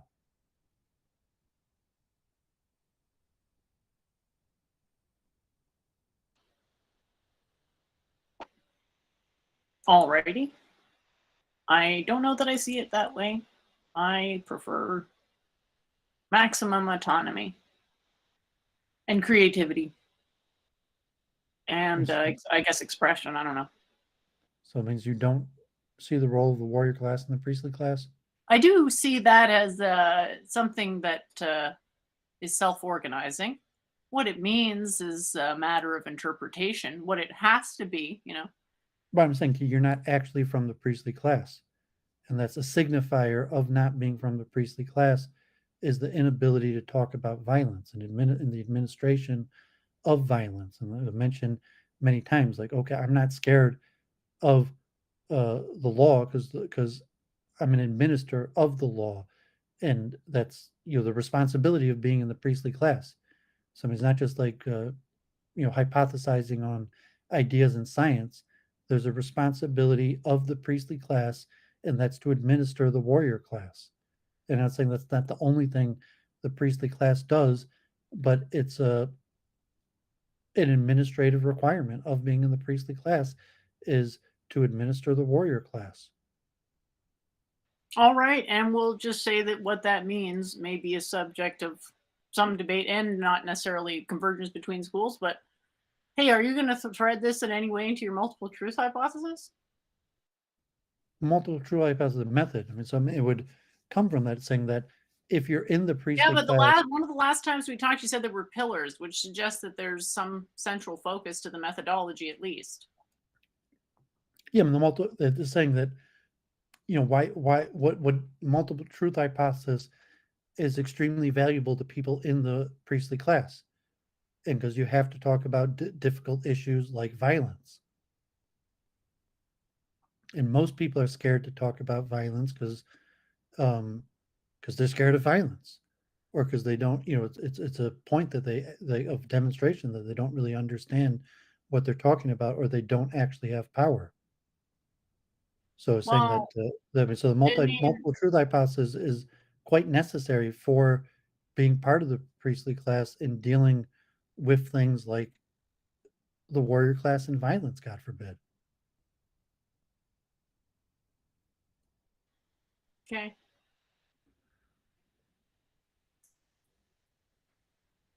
As I made the point, the country girl for high IQ. You're saying you're not worrying about administering I'm not being enough of a Brahmin, is what you're saying in short. because you want to free yourself from the worries of running society. So it's like, no, there's town square in the town hall, and I it need needs to to be take charge administered of every properly. level of society. Well, is that putting any faith in society itself? Well, I say if the Brahmin retreat from the administering of society, then then society's in trouble. I think I agree with you that society's in trouble. Let's just say we agree on that. Can we also agree that if we're going to improve things, everyone kind of has to be on the same page in terms of cooperation on some level? Yeah, and Shared that's why the most goal? important thing to talk about is the use of violence, and saying that Like, we can't. honestly, the way I see it is there's already so much conflict out there, surely based on numbers. Why not just talk about conflict resolution? and Yeah, I love. mean, because violence is the ultimate form of conflict resolution. And The so if thing you're is that it doesn't actually resolve anything. The ultimate end is what? Death and then reincarnation, and you're back where you started, if not in a worse situation, because everything's devastated through conflict. So it doesn't solve, in my view, doesn't solve anything. So it's like, it's kind of boring, frankly. It's just like, uh, I can't help society on that level without more information at the very least. I mean, it's crime is, one of the fundamental pillars, the police and the army in governance that, so if you wanna escape governance, um, and focus on ideas, that's fine, but you can't be from the priestly class and run away from your priestly duties, and so that's what you could be, like I mentioned, the Royal Society, you could just be a science geek who, gets your check and teaches the brats of, the elite and, solves a few pressing questions of the issues of society and gets your stipend, but has no, um, powers, just, basically a paid researcher. And so that was the order of, I mentioned in the last few weeks and even the beginning of the Royal Society that, okay, Doovid's going to recruit Jennifer for the Royal Society so that she could, solve science riddles, and then she could get a stipend just by teaching. But Um, she's not doing any of the administrative duties of state. She's just recognized as someone who has the scientific know-how to teach in the Royal Academy or to solve some of the pressing scientific issues that face society, but not for the administration of I state. am trying my hardest to solve what I think is the most pressing concerns, and um, I feel like I should be doing the stuff that no one else can do, and also bringing in as many people to contribute in a positive way. Yeah, but I'm And saying it's you're not like, if from the I got to priestly go to class. the extent of reformulating my entire effing thing that I didn't really even want to do in the first place into something that people who agree with Hegelianism will automatically agree with, fine. You don't get to decide what's pressing. Saying you for your own self, Okay, saying okay, you're you're right. not in That's a fine. position of power. You don't have a position with the state. You're right. I don't. I'm doing my own decision as to what I think is the best thing level I can contribute on, and that's with the consciousness stuff. But if you're disagreeing, I don't understand what you're just how you're disagreeing. Well, But because I if you put it the level because you took lower birth, the administering of state is not important to you. You don't even care about it. You're just tangentially that occasionally you worry that society is falling apart, but because you took lower birth, the administration of state is so distant from you, it's just a hypothetical thing that you could hardly even imagine, um even to the point where you can't even imagine, oh, maybe this person took higher birth than me and has to worry about the administration of state. if I have not shown enough compassion, then I'm open to being corrected. Even if it's a level like, this person has a business to run. This person, has a function in the administering of state on any level, and that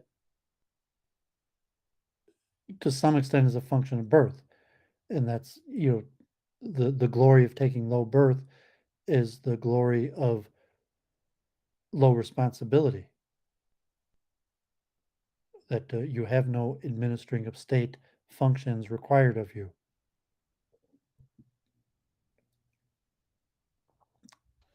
And you're saying I'm having trouble empathizing as a result. You're probably right, and by probably I mean definitely. So good point. Yeah, I mean, you're not even expected to. I'm saying that's why I say you're expected to hate the people that took higher birth than you. And you're not, I mean, that's the general trend is you don't want the responsibility of administering state and you want to hate the people that administer the state at the same time.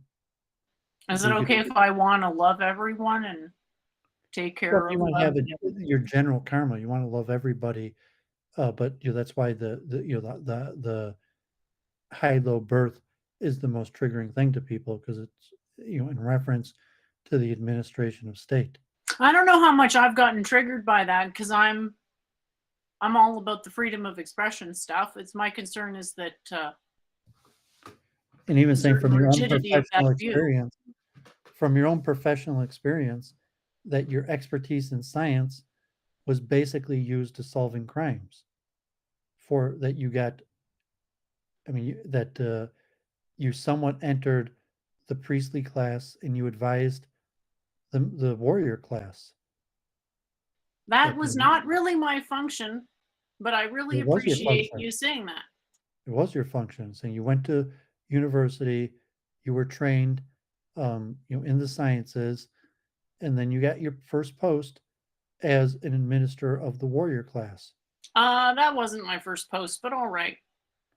But it was your post, and saying if it was a, some sort of sound or whatever, but it was for the military, for the warrior class, and from this sense For that the those that are warrior, interested, is a Canadian version of the FBI called the RCMP. So thank you, Doovid. yeah, and saying that that the warrior class.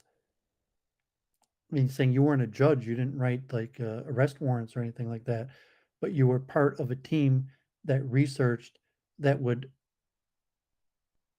be from the administrative decisions for the warrior class because the warrior class doesn't make the decisions on their own.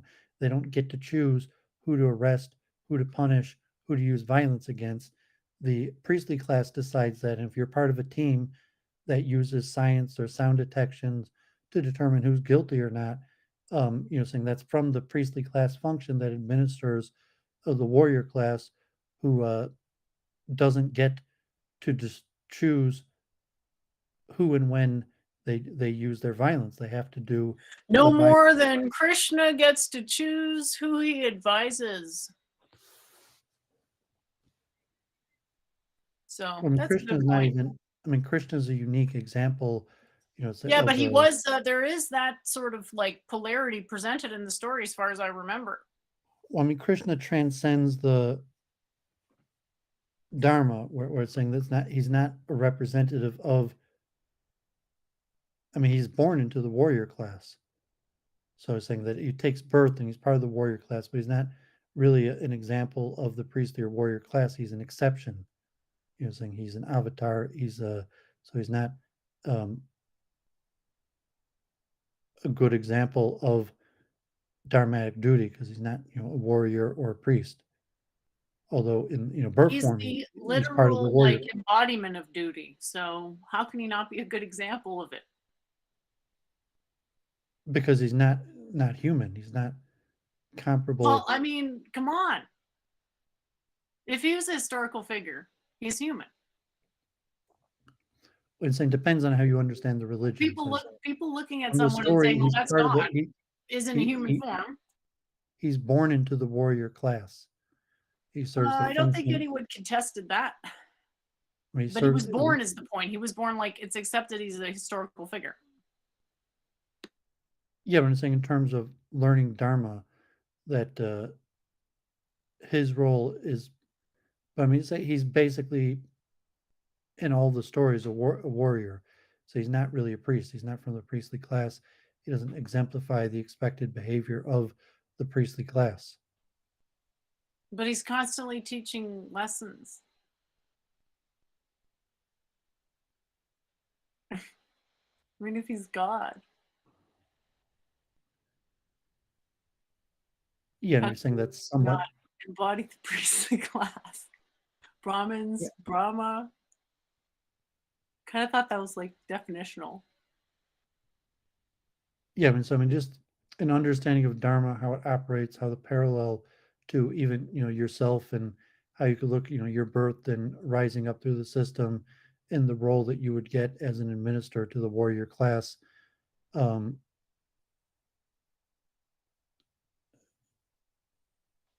You think I, that's worth thinking about? To me, it's just like it sounds just pointless. It's boring.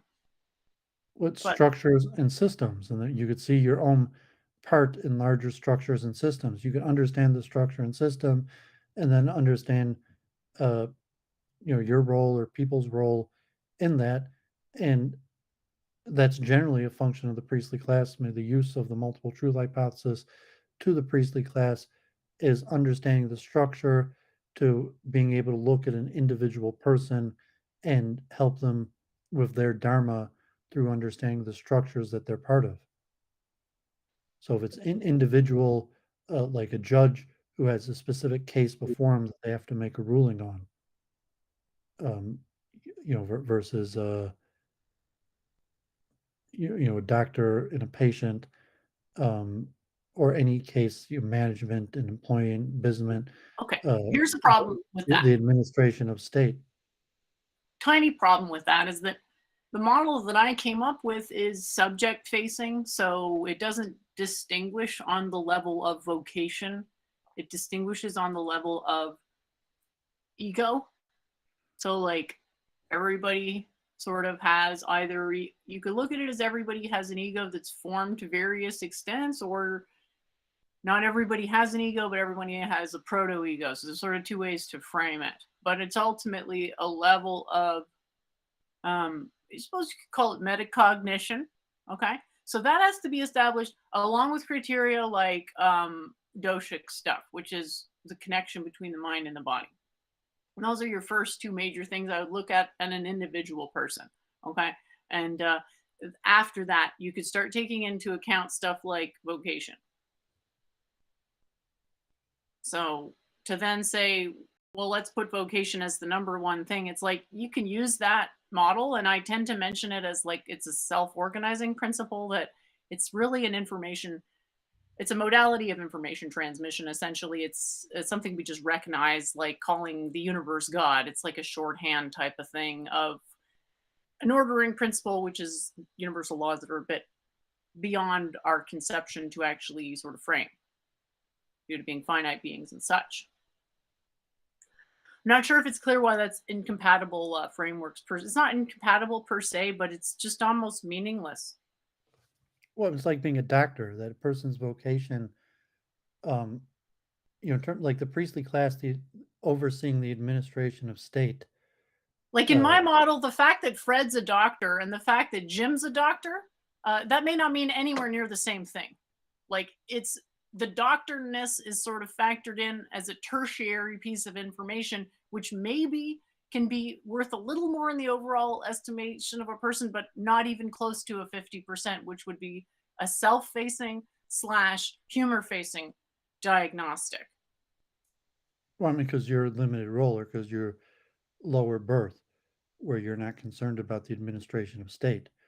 So say, okay, yeah, if your person's a doctor, the person's vocation is only tangentially of interest. That the person has their health, and their health has some relation to their vocation, and you might have to, there might be some cases where the person's vocation is related to your health assessment or advice that you give the patient, but generally it's not important, that you're helping the person with their general health, and their vocation's unimportant to that. And for a general spiritual health, also the person's vocation is largely not that important. It is important because the teachings say that the harmony in marriage comes fundamentally from having a vocational convergence.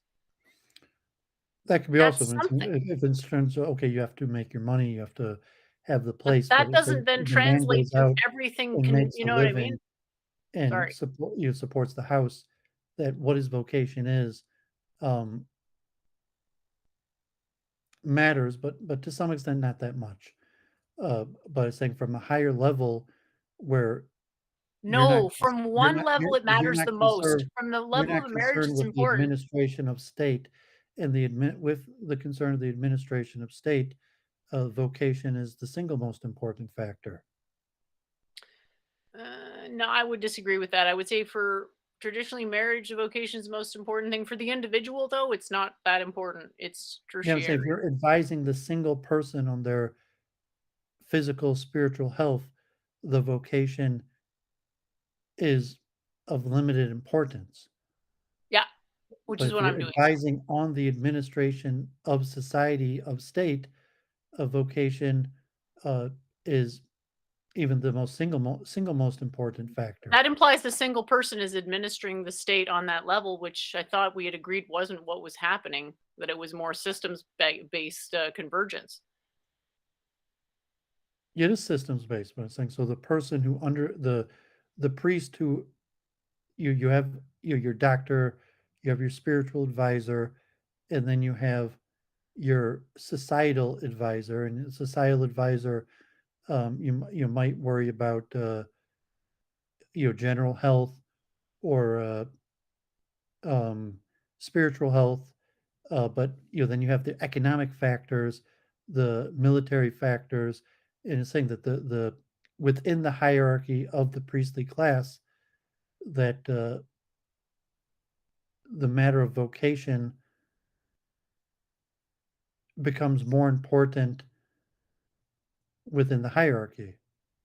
That I mean that you might conduct weddings or you'll give general health advice, but the if you use the example of the king, the closer to the advisor to the king, the more important the administration of state, and then vocation will be more important. So, okay, how is your family life? How is your health versus the duty that you have in respect to the administration of state? And so you're looking at people and their vocation and their vocational function. So, okay, maybe the person doesn't have a happy family life. Maybe the person is having health issues, but what about their dharma in terms of the function in relation to the administration of state? And so at your level, um, The that level may on be, which I think I would be useful wouldn't be a single person. It would be more like conflict, not to sound cheesy, but conflict resolution. Like, I don't know what actually you're saying because it sort of implies the state is administered by a king. Is it? well, I mean, theoretically in historical times, I mean, it was, but it's like, no, in today's time, no, you have different systems of governance. And I mean, there are some places that are administered by a king, but very rarely, and even the few places that are administered by a king, the king doesn't really administer; it's more ceremonial. Um, and state is so large that tasks are distributed, and power authority is widely distributed and siloed into fields of expertise. It's like, okay, like Dr. Fauci or something like that. In a case of pandemic, um, the doctor or the medical advisor might rise to more importance, but like generally the CDC, the Surgeon General is in the background and not at the president's press conference, only in a time of health, like COVID-19 are the health advisors even present uh, to in the King's Council. And not to say that those functions aren't important, but the general administration of state. And even we talk conflict resolution, so you say, well, you mean violence? You mean war? It's like no, I mean other types of conflict, I'm lesser. thinking like meditation and math for fun and Yes, you're various talking things. lesser forms of conflict. So Well, it's like I'm thinking my ultimate thing is maximum autonomy through self-empowered non-destructive ways of I don't want to say conflict, just like aggression it was like President Obama management. said, like, only the really difficult things come across his desk. And so, yeah, if you're the mayor, you're the I just governor, think you're the the most good I president. can do right now is on that level.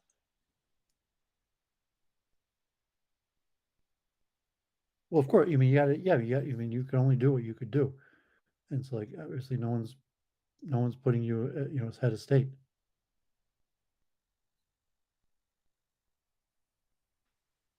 I'm sure you know this, but for those in the audience who don't, technocracy is a form of government in which decision maker or makers are selected on the basis of expertise. How does that differ from what you're talking about? Well, yeah, and then it's saying a hierarchy of expertise, and there's also like violence, like medicine, like Dr. Fauci, COVID-19. All of a sudden, the king's advisors include the Center for Disease Control and the Surgeon General are present at the press conference day after day. So too with the military in peacetime, or the police. So in when there's a period of heavy crime, you'll have the chief of police and the district attorney and the attorney general present. Uh, in a time of peace, you might never hear from the chief of police, or the secretary of state, or various military or administrative legal counsel. In a time of heavier violence, those people become more predominant. And so, if you look at when I was in New York, I don't know the number now. There's almost like 70 um, departments, and like I worked within the Department of Buildings, and I would get permits for construction projects, and there's zoning, transportation, building, sewage. Maybe over my period, fire. Um, I probably dealt with 10 different departments in the city that were necessary. And I did one building that was pretty big, like a 30, 40-story building. And that had a lot of paperwork. And so we maybe had to deal with approvals from 10 different departments within the government, um, including, fire, uh, police, uh, so on and so on.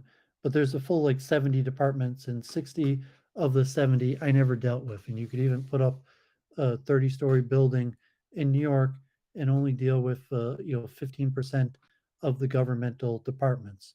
But the mayor's office, in theory, has is the mayor is the key city figure in charge of all the departments, and the president and his cabinet, and there's the Center for Disease Control. There's the Department of Defense, Department of Energy. It's like oil prices, and the administration of state. There's so many pressing things that are important. Even your average person, say, okay, like I have a dentist. I see my dentist twice a year. If there's if there's nothing wrong, I just get my cleaning and my checkup twice a year. If there's something wrong, I see more. Like to God forbid, a cavity or some sort of procedure. Doctor. Um, Having plumbing work in my house to keep my house running. Like if I'm, like construction management, you have plumbers, electricians, so on and so on. And in the management hierarchy, as you move up, all those other subfields are under your management. So, if you're a homeowner, um, you have to maintain your property, and that means every once in a while you're going to have an electrician, a plumber, a carpenter, so on and so on. And so if you're young and healthy, maybe you see the dentist once, twice a year, get your cleaning and no cavities, or the doctor. And as you get older, or if you have health issues, it's not just a doctor. You see the doctor, but then you have specialists. You have your nephrologist. God forbid, I hope I never have to see a nephrologist. I never have any problems with my kidneys. But a lot of people have problems with their kidneys and need a nephrologist, ophthalmologist, so on and so on. That there's tens of subfields of medicine that if you have an issue, your general doctor. My father's a family doctor, and if a person has an issue, he refers them to a specialist. And I forget the number. It Uh, reminds me of someone who's been getting the runaround in their philosophy departments, trying to get answers to like fundamental questions, and all the profs they keep asking. It's on the Teach server. All the profs they keep asking are saying, "Well, maybe go talk to somebody in this department," and then go to the other department. Oh, maybe go talk to someone in that department. And it's just going in circles around the campus. Sort of reminds me of that. well, the runaround, like in corruption. Uh, I forget the Akira Kurosawa movie, Akira or something like that. God forbid, where government corruption, they just give you the runaround. Like you have to go to this department and to this department, and really nothing ever gets done. And if you have a good doctor, the doctor, okay, you just keep on referring him to specialists and keep on racking up the tab. But like no, I'm saying you want someone who knows what they're doing. They're going to refer you to the right specialist who could take care of the issue. And you might need multiple specialists if a person has some sort of ailment, and the general practitioner isn't sure what the issue is, so he might refer you to multiple specialists. A person has a pain in their abdomen, they could take x-rays or something. It could be gastroenteritis, it could be your nervous system, it could be cardiovascular, it could be so you might have to see multiple specialists before you could figure out what the problem is. And you don't want the runaround where you go to all of them and none of them have the answer, and you go back, but sometimes none of them could figure it out. Stuart Hammerov, the anesthesiologist, which in and of itself isn't, you don't see the anesthesiologist to solve your problem. That's already in administration when you need surgery, and would just be a specific function. um, Philosophy, if there's no department, you're saying, well, we don't have answers for these questions. Well, here's what's basically happened, I think, is that I don't know when this started exactly, but physics sort of said, well, consciousness is subjective. Sorry if I'm sounding like a broken record here. Consciousness is subjective. Um, so therefore, we want to exclude it as much as possible because we want physics to be objective. So we're going away from subjective towards objective. That's the point of physics. And physics is really hyper precise because that works really well. Yeah, I mean, that's what Philip Goff wrote a book or something on Galileo, and that Galileo, I was mentioning I was reading this week on the formation of the scientific method, but took the materialistic approach and separated the element of mind from science and what could be measured, and without a focus on the connection of mind. And that was somewhat, I mean, there's other precursors, but that was Galileo's main approach. In fact, the precursor to Newton and the laws of force in calculus, that the exponential acceleration velocity, that Galileo had conducted some of those experiments, and I think they used bells, where just rolling objects down a ramp, and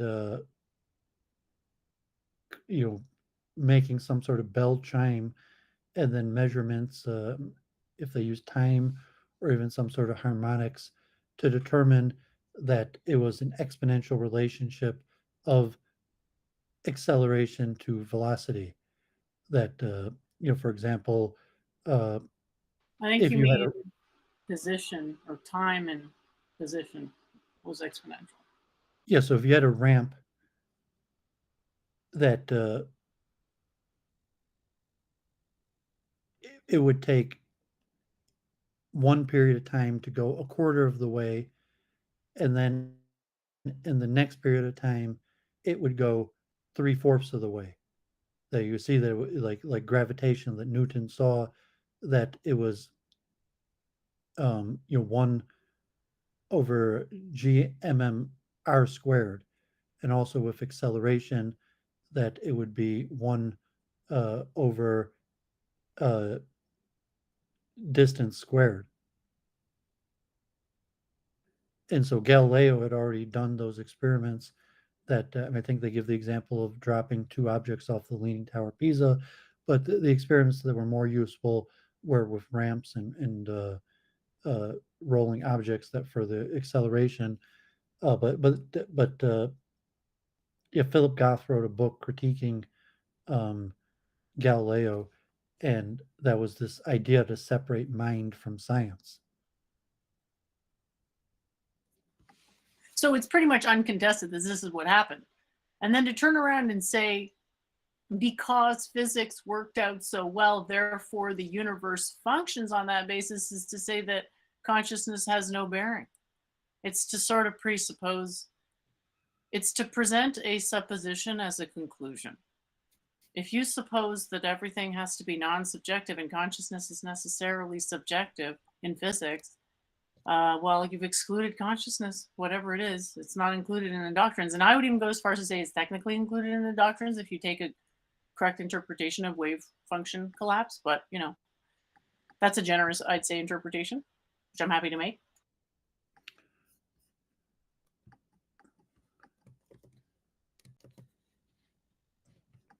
Yeah, Galileo's error, foundations for new science of consciousness. And so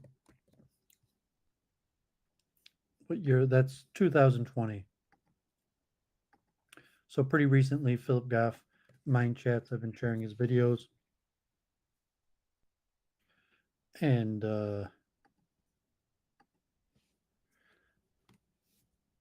there's other people than Galileo that were the precursor to it. But generally Western science, the canonization, like uh, Copernicus, Kepler, Galileo, Newton. One of the main elements of the scientific method is the separation of mind from science and the assumption that science functions independently of mind and At that the very laws. least, the better, higher importance to objectivity than subjectivity, at the very least. And at the very most, the total exclusion of subjectivity slash consciousness. Yeah, so the observer effect, the measurement limit, the measurement problem, quantum mechanics has not changed the general paradigm of mind independent science. Although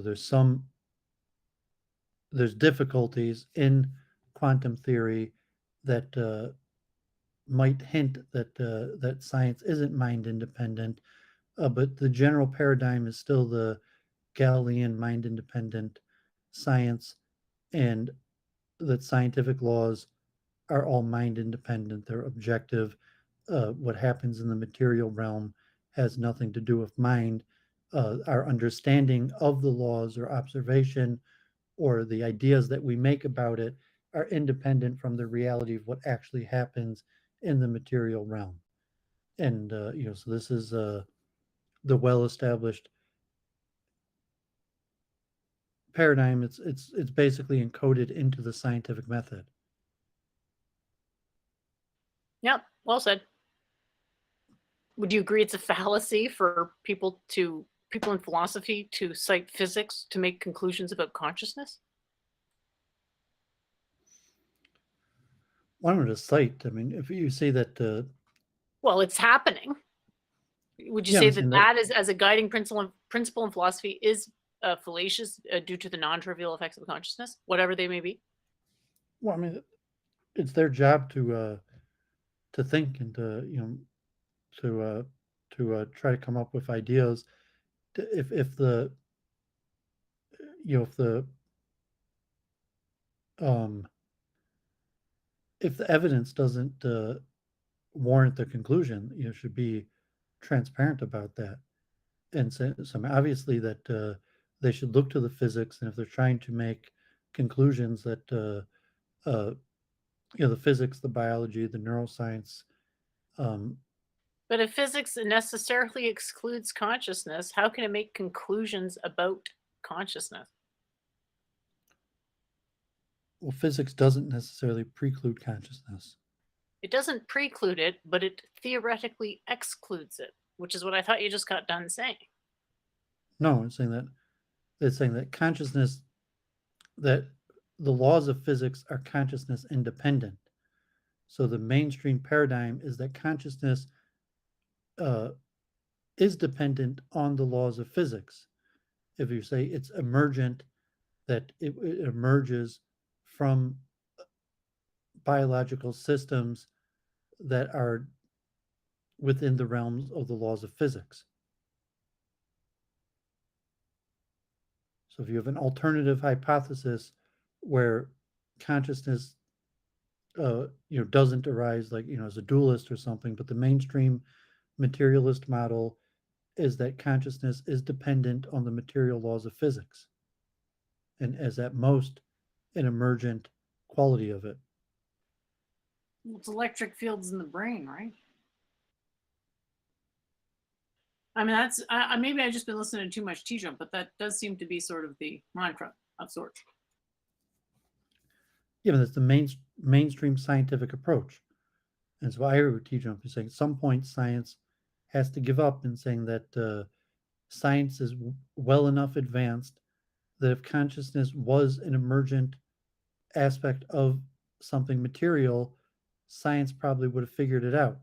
But the fact that with the current state of science, that science has not been able to figure out consciousness is an indication that is not emergent from the physical, it's not physical at all.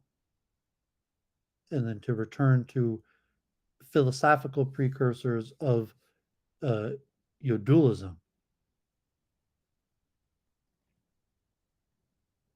that would say that mind consciousness is not something that is emergent from physics or physical laws. But if you're a mainstream Mind is not philosopher, emergent from physical laws. Are physical laws emergent from mind, or they're just non-overlapping magisteria? It's more the latter, right? What you're saying? well, that's the philosophy of science. That scientifically, it doesn't matter where the laws of physics or the laws of physics arise from. That's a matter for the philosophy of science. And if you're going to look at speculation, it can't be answered. It's beyond the problem of empiricism.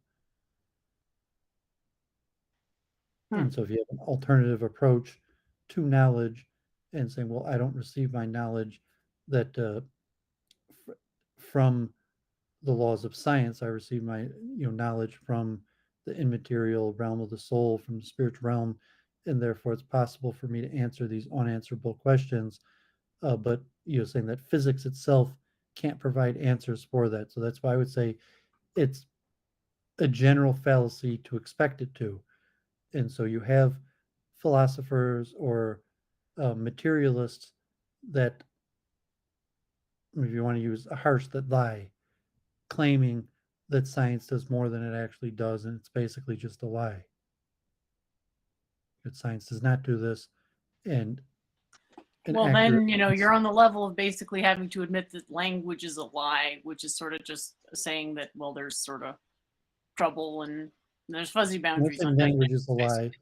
That is, the scientists are saying more than their field actually claims. As you say, that we don't. Well, no, I think the error is on the side. No, my point is that aspect. it's the philosophers making the error. The physicists have said we're not talking about consciousness, and then the philosophers are saying, "Oh, look at what physics has done. This tells us about consciousness." Like, I guess it's not even philosophers doing it, but the huge fallacy with the DNA being a code thing, and that is a complete misunderstanding of the difference between physics and metaphysics. And just today, I was listening to T-Jump argue that physics and metaphysics were the same thing. It's like. Well, I'm saying it could inform. Science should inform philosophy, but it's saying just the claim is false. If you're claiming how can science inform philosophy? Anything can inform philosophy. Well, no, philosophy is what informs the other domains. Other than theology, arguably, because you can say theology is more integral than philosophy. Yeah, I'd stand by that. So if truths from any field could inform philosophy, so if you could derive truths from science, that could inform philosophy. Only in a meta analytical sense.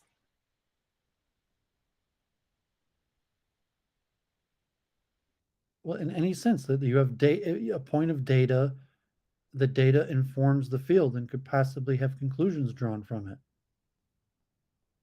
So I mean, philosophy knows,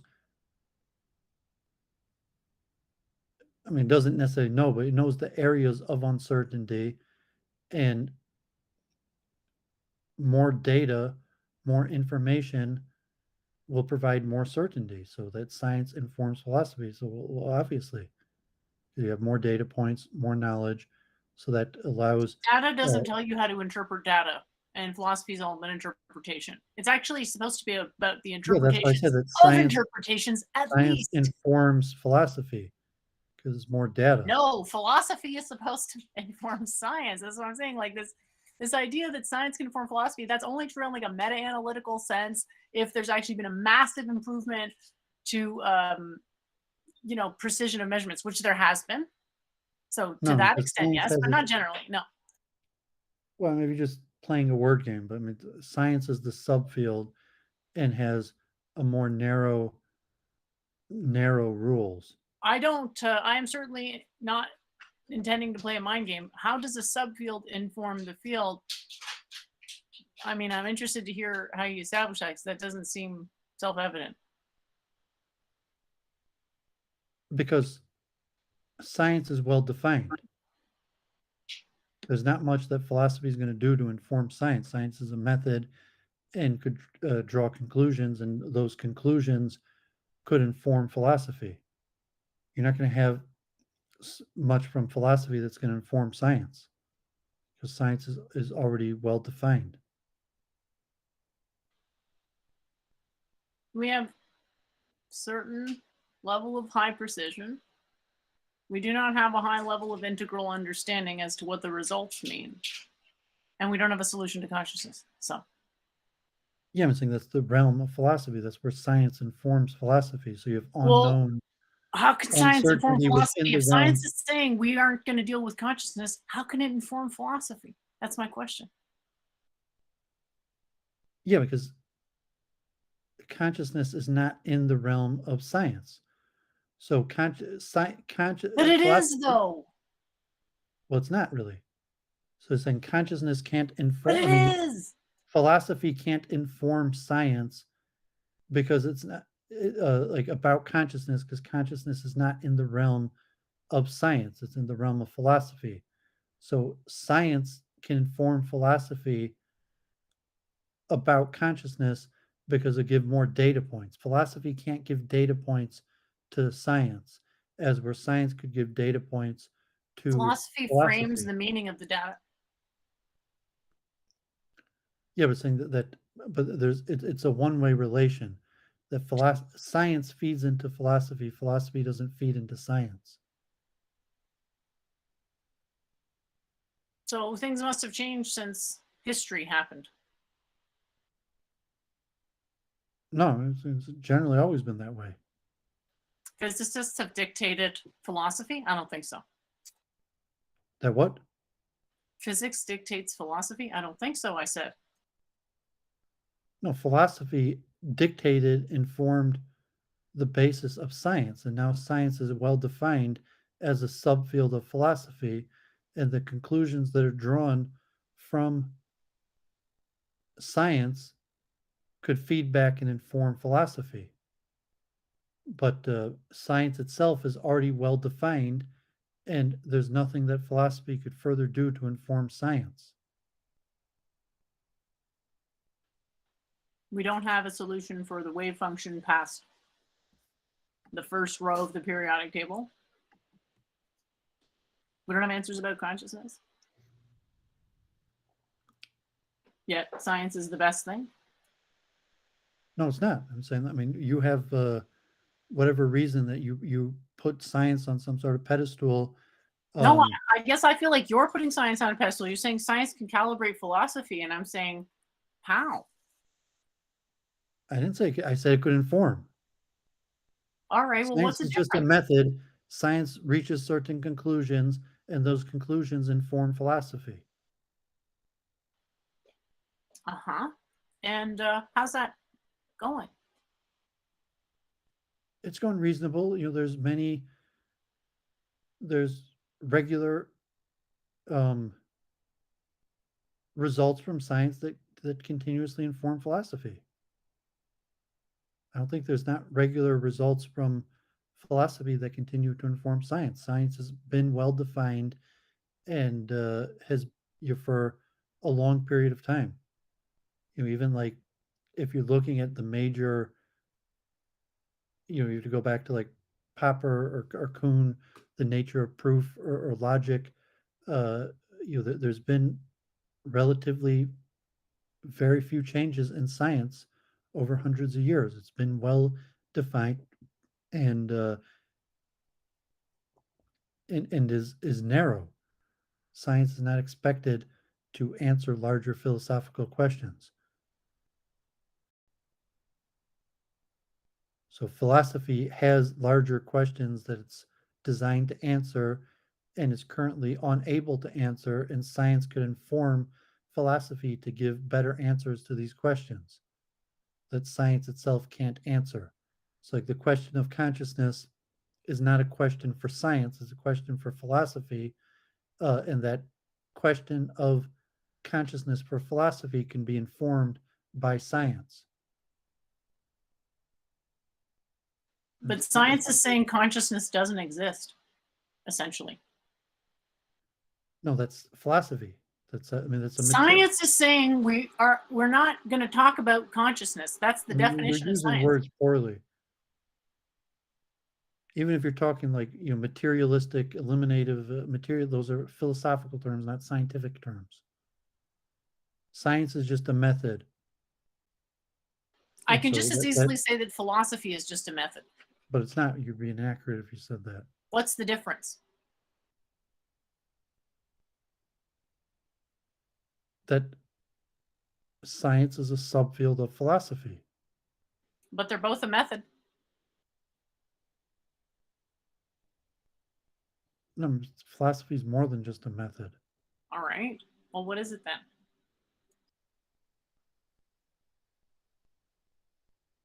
We're gonna get teared down a word game, and it's the No, love that's of fine. We don't have to go down this the way. I'm love just of saying, like, knowledge and we don't know. wisdom. We totally don't have to go down this way. I don't want you to feel like I'm like attacking you. That's the last thing I want. We can go in a different direction.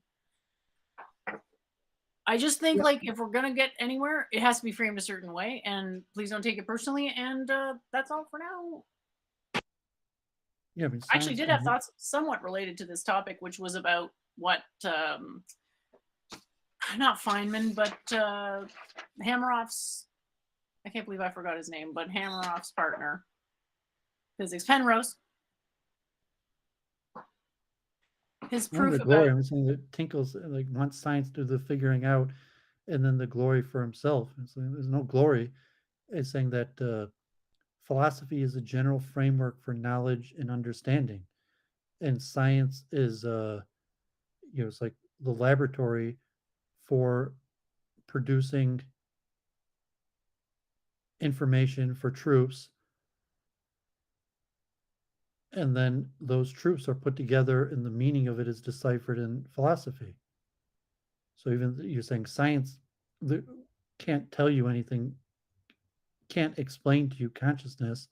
That has to be explained within the realm of philosophy. But science could tell you um, kernels of information for the frame of how we're going to understand that.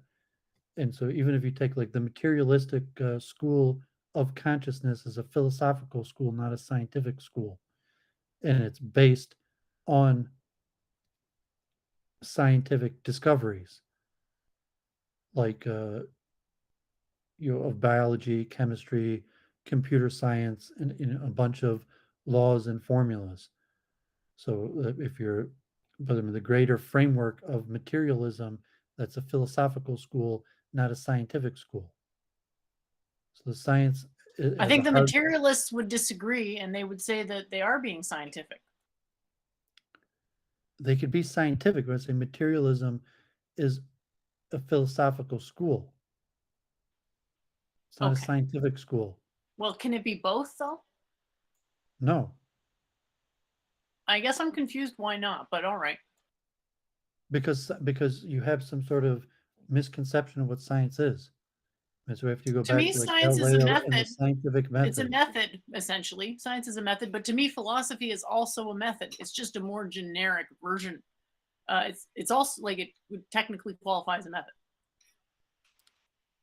And I would say yeah, theology is a set of because it's methods. not based on experiment and philosophy functions in the realm of pure thought, not experiment And and you can do experiments with thoughts. It's just a matter of how you interpret them. And you can interpret them in a way that you argue is scientifically, but then it's like based on what sort of? What does it mean for something to be scientifically actually? I'm saying to be bound by the rules of logic doesn't make them bound by experiment and tests. Saying even if you said philosophy, if you want to make philosophy has to be grounded in logic, uh, that's not, it doesn't need to be grounded in the scientific method. I don't think it makes sense for philosophy to be grounded in logic either. Well, I mean, if logic is a subfield of philosophy, I guess you could put it that way, sure. and really science itself is a subfield of philosophy. That's why science informs, but science as a method could figure things out about the material world that could be considered tested and true, and then those truths and the meaning of the truths are um, for the realm of philosophy. So, like, They are only true insofar as they concern mind independence. because science itself is defined as mind independent. Exactly. So who is interpreting the degree to which philosophy is mind dependent? Who's fit to do that? Not the scientist, because they're assuming it's not what they're looking at is mind independent. Yeah, that's why it's a subfield. Being mind independent, you could only determine uh, basically laws of the material realm with science, being mind independent. Science can't tell you anything about minds. It can only tell you But then about. if people in, yeah, that's my point, is if people in philosophy are using science to make conclusion about things that uh, They're are not. They're equivalent to using philosophy mind to do dependent that. assertions derived from mind quote independent stuff, that's an issue. That was what I was thinking about. Well, it's not an issue. I'm saying it's just ill-defined because that's not what they're doing. They're using philosophy. So if they're materialist, that's not a school of science. That's a school of philosophy. Alrighty. So school of science would be more so like chemistry or physics kind of thing? No, those are fields of science. Chemistry and physics are fields of science. Materialism is a school of philosophy. And the philosophy of science is materialism due to the mind independence thing. Possibly. No, not. I mean, the philosophy of science is the philosophy of science that includes all of the possible schools, of If which science is an materialism is just implementation of one. philosophy, then no. The philosophy of science, that may not be even a well-defined thing. It is well defined. I mean, just because you haven't studied this stuff, I mean, these things are extremely well defined. Material philosophy of science is general. That's the philosophy applied to science. And of the philosophy of science, materialism is one specific school from many schools.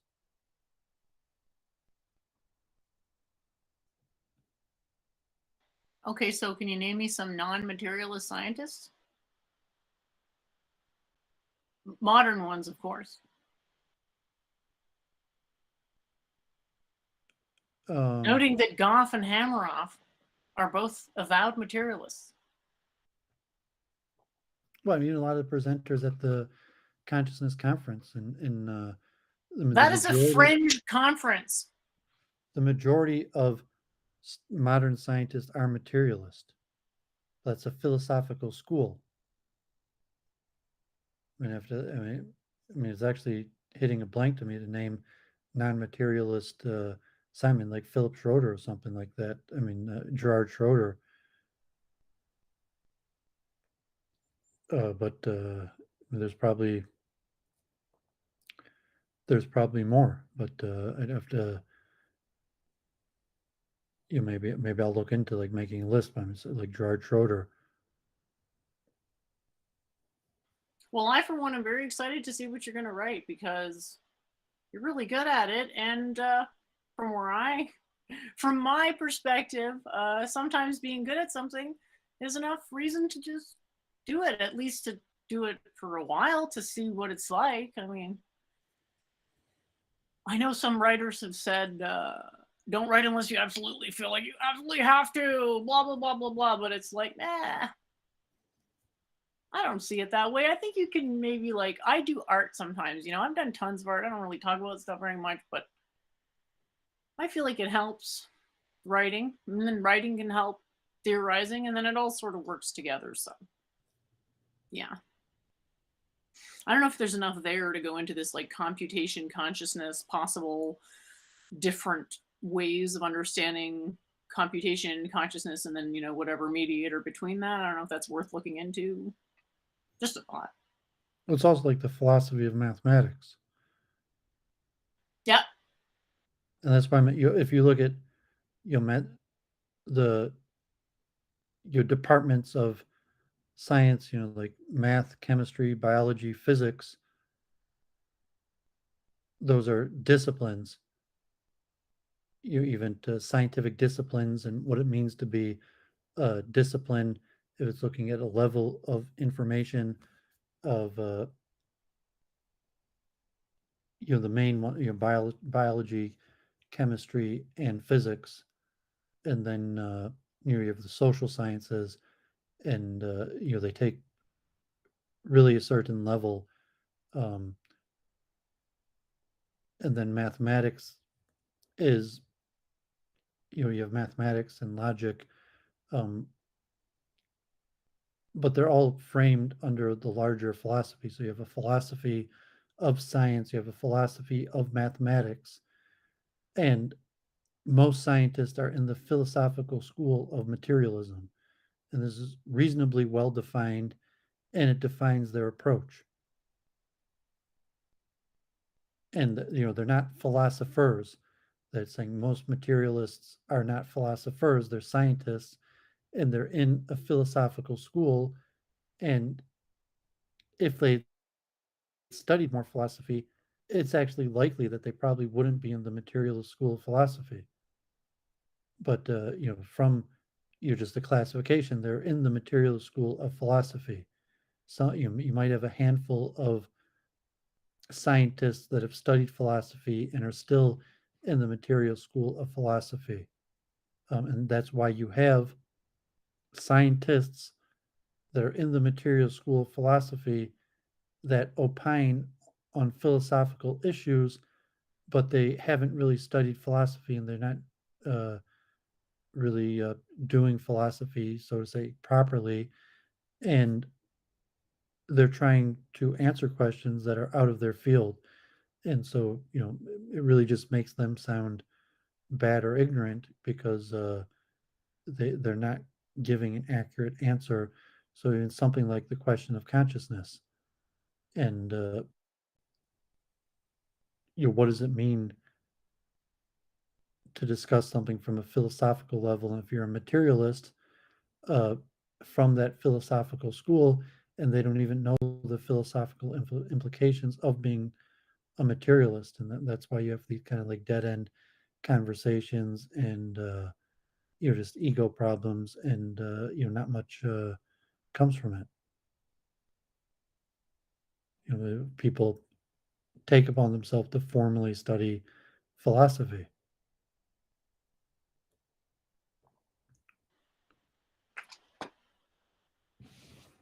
their loss, I guess. But it's clear you've studied it a lot, and that's awesome. I really appreciate that. Because sometimes I can be super unclear. And if I am taking your advice, like separating my assertions from my interpretations of science that I've found expedient and making points, like that's really helped a lot. So appreciate that. That was good advice. I should just slow down a lot of the time with what I'm saying because it's just, if no one can understand it, what's the point?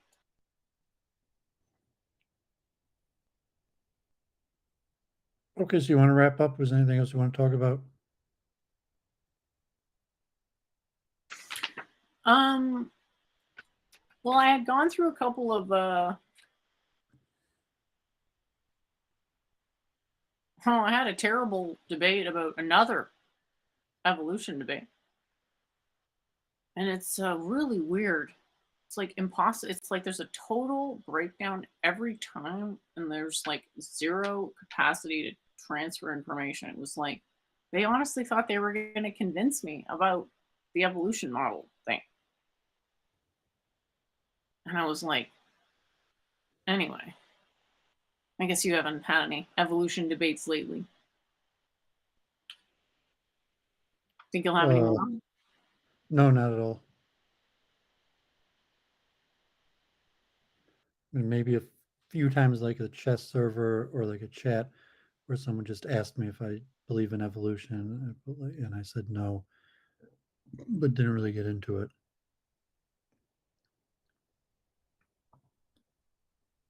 George has requested you to talk about inflation. I don't know if you're interested in going into that. I mean, that's hard to speculate on because the quantitative easing is a bit opaque. But if you wanted to take a crack, be my guest. Uh, yeah, I mean, I'm not sure if you're in the U.S. and inflation's hitting. Be prepared for it. There's a lot of reasons. Like obviously, the government has been trying to stabilize the economy by like the stimulus package, the giving away money, the stimulus checks, quantitative easing, and that the Fed rate has been close to zero for years now. That inflation was inspected, and now it's coming, largely all at once, like because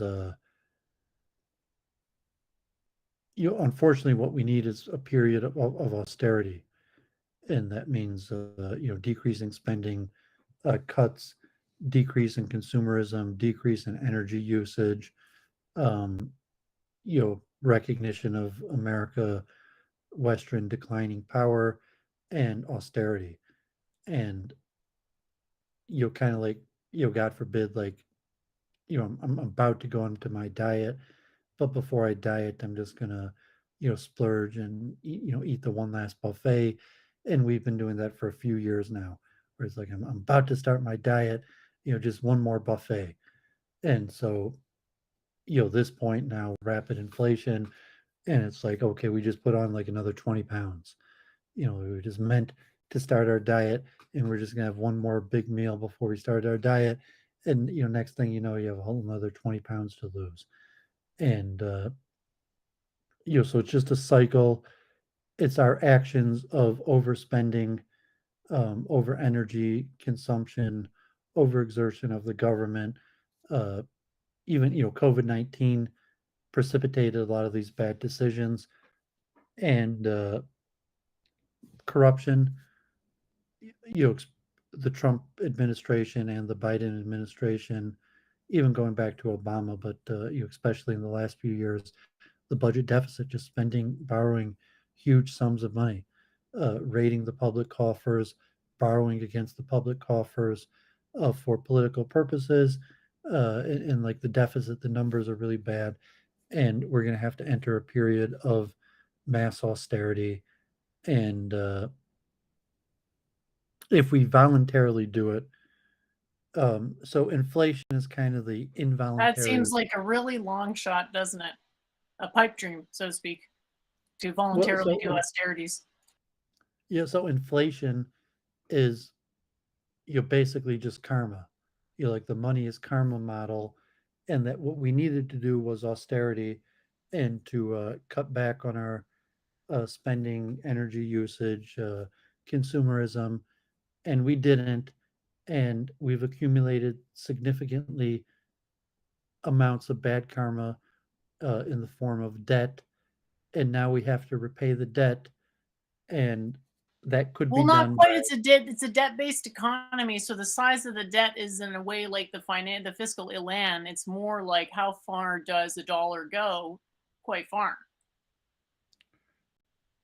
Well, so inflation is basically just a way of repaying the debt. So the dollar has become weakened, it doesn't go as far. So the dollar could have been stabilized and strong had we gotten our fiscal house in order and had conducted Well, austerity over no, the there last. may be geopolitical factors that would preclude that. Namely, in particular, just like international financing in yuan. Yes, I'm saying that the inflation is just like a naturalistic um,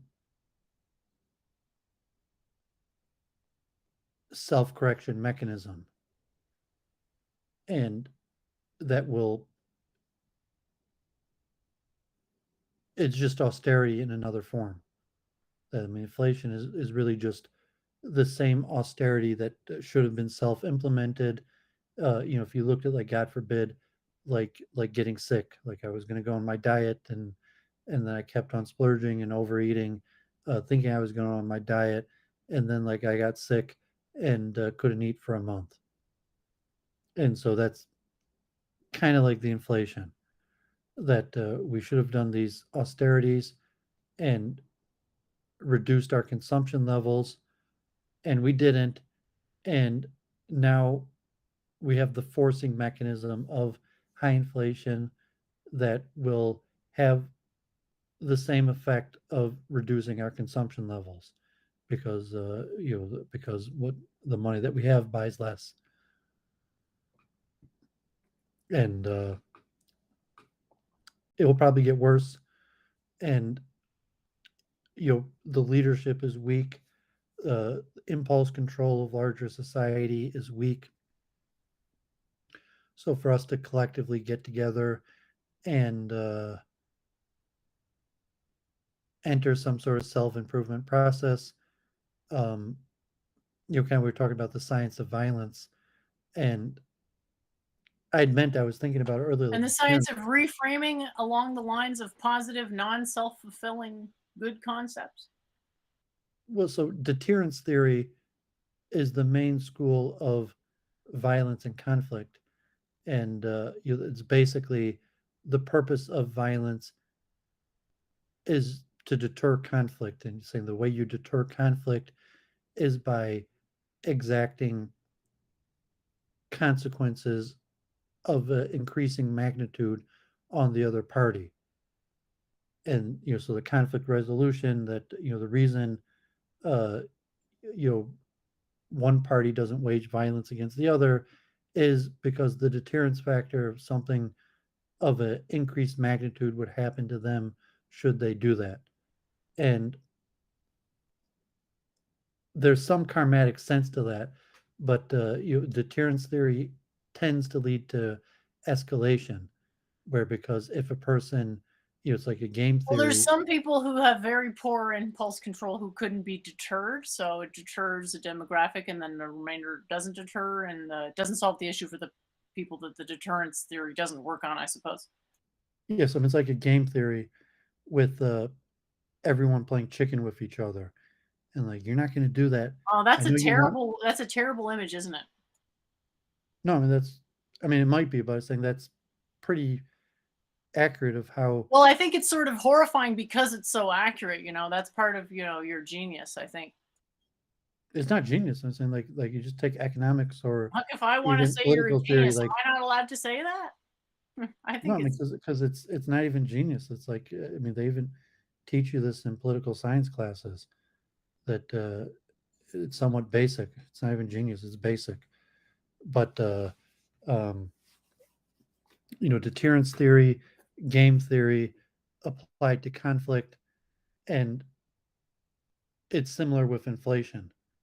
That the deterrence theory of bad economic decisions, lack of impulse control, and you could have self-correcting, self-implemented correcting mechanisms of austerity, um, which to some extent is like like chicken, and what happens if people call each other's bluff, and like, well, what happens if we just keep on borrowing money and don't pay it back, and so eventually there will be a self-correcting mechanism similar to conflict like war, that the one party is going to be like, well, I know that if I do this you're going to escalate it, but I'm going to do it anyways. Like Ukraine and Russia, Israel, Palestine, any of the cases of violence where that both schools are largely ascribing to deterrence theory, but they do it anyways and it gets escalated. Um, so economically, that's the same thing. And we knew we needed austerities. We didn't implement the austerities. And now we have rapid inflation, which will basically be forced austerity. And the origins of it, if you want to say it's like a greater karma is money. So like, why do we have inflation? Well, it's just karma. We spent and we borrowed too much, so the dollar is decreasing in value, versus like a human level. If there's the system, the Fed is raising interest rates and trying to control these factors. So there's a certain element that the government has the ability to control, and then there's a certain amount that's beyond the ability to control, but they could still be described by the laws of economics. So in terms of inflation, um, it could still be described and understood within the realms of economics, and it's basically just overconsumption. There's not enough to go around, and we tried to increase the money supply and give away more than we actually had, and therefore the dollar got weakened, and there's rampant inflation, and so with the money that people have, they could buy less than they used to be able to, and it's probably going to keep on getting worse like that, where saying that we need a self-correcting mechanism of mass austerity, less consumerism, and inflation will probably keep on increasing until this correction is implemented. And it's probably also related to, God forbid, conflict and violence, that we might also be going to war. I And feel like it's about China making deals with certain countries to trade in yuan. well, they're just Why not? related. I mean, it's a factor in it, but I mean, it's also saying that we're likely that we're going to go to war also, and because it's a And the struggle. flooding of the markets with cheap oil some time ago.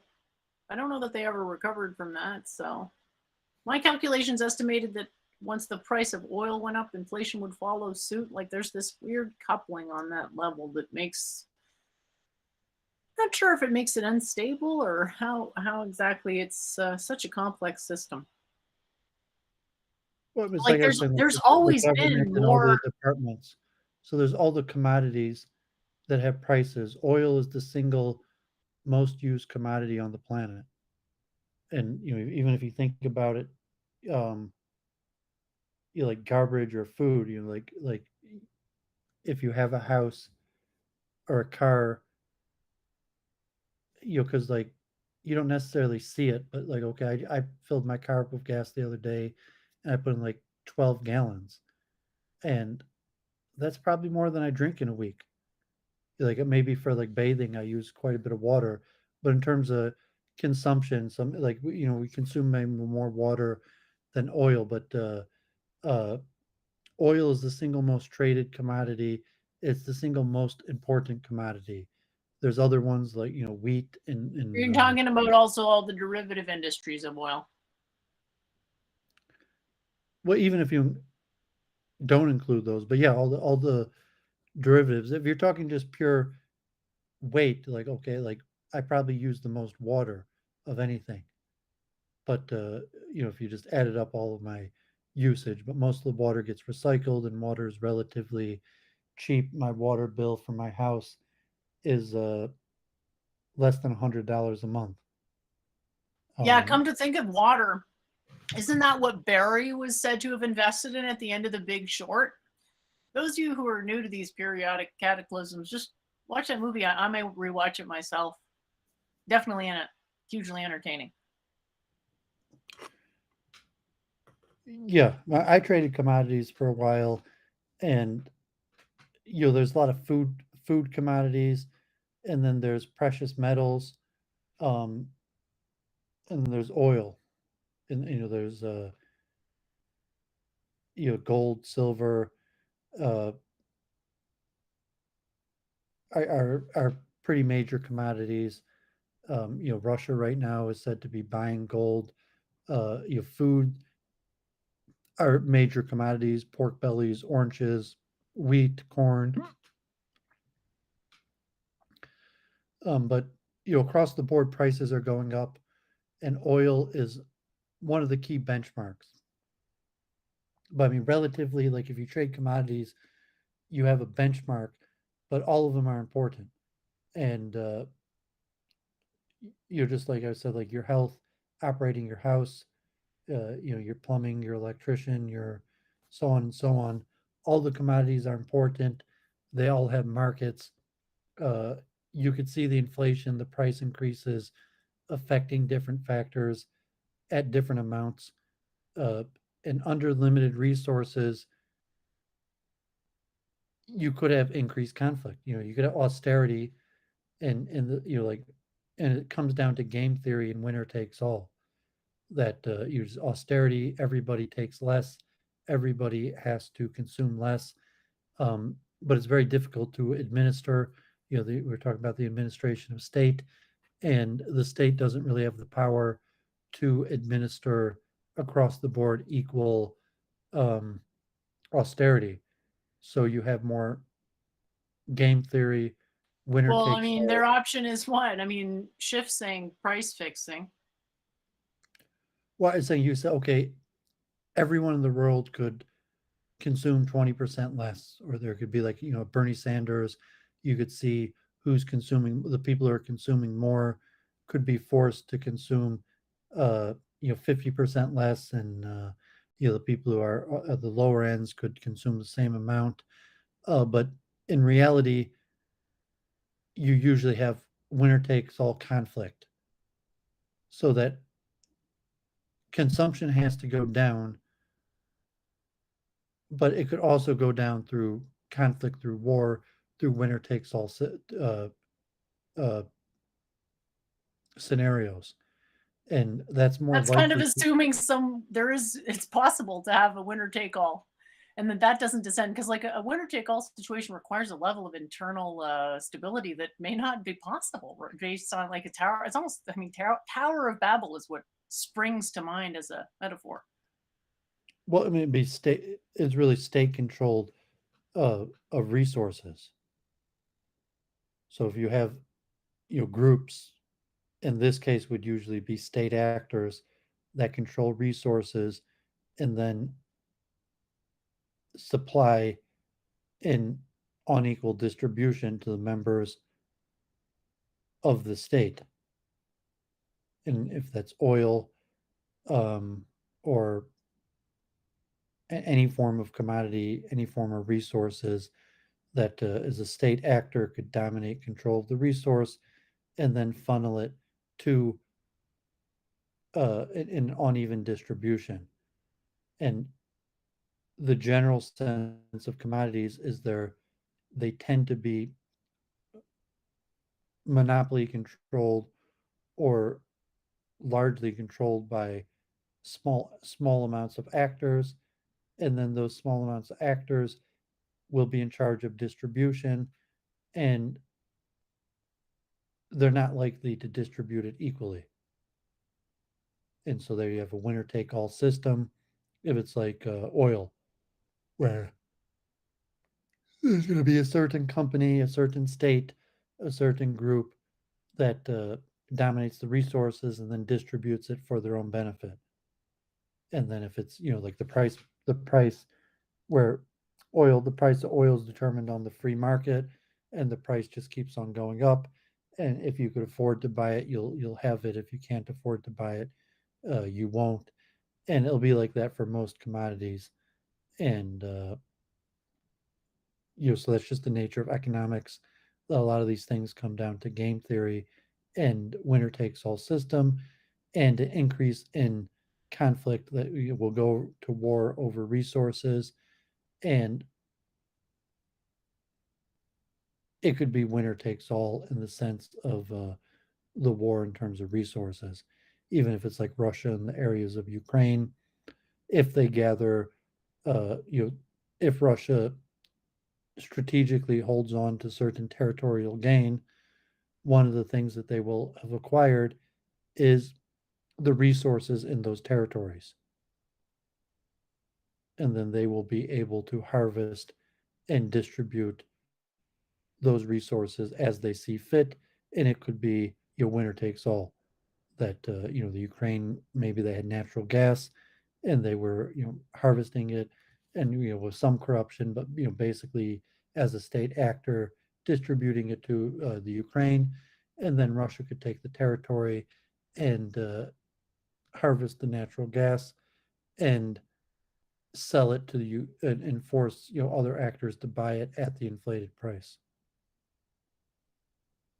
And so that's somewhat expected. That's much more likely than some form of equal distribution. Yep. Who's been getting the back end on the huge markup for the petrodollar? Simulated monopoly thing. There was a question. I answered it a little bit. They were asking about evolution in the chat. Like, I don't know. I don't want to speak for you. If you want to if you want to say anything, like someone asked before, whether we're sympathetic to it. Like, I have argued against mutations being the vehicle for long-term changes in phenotype.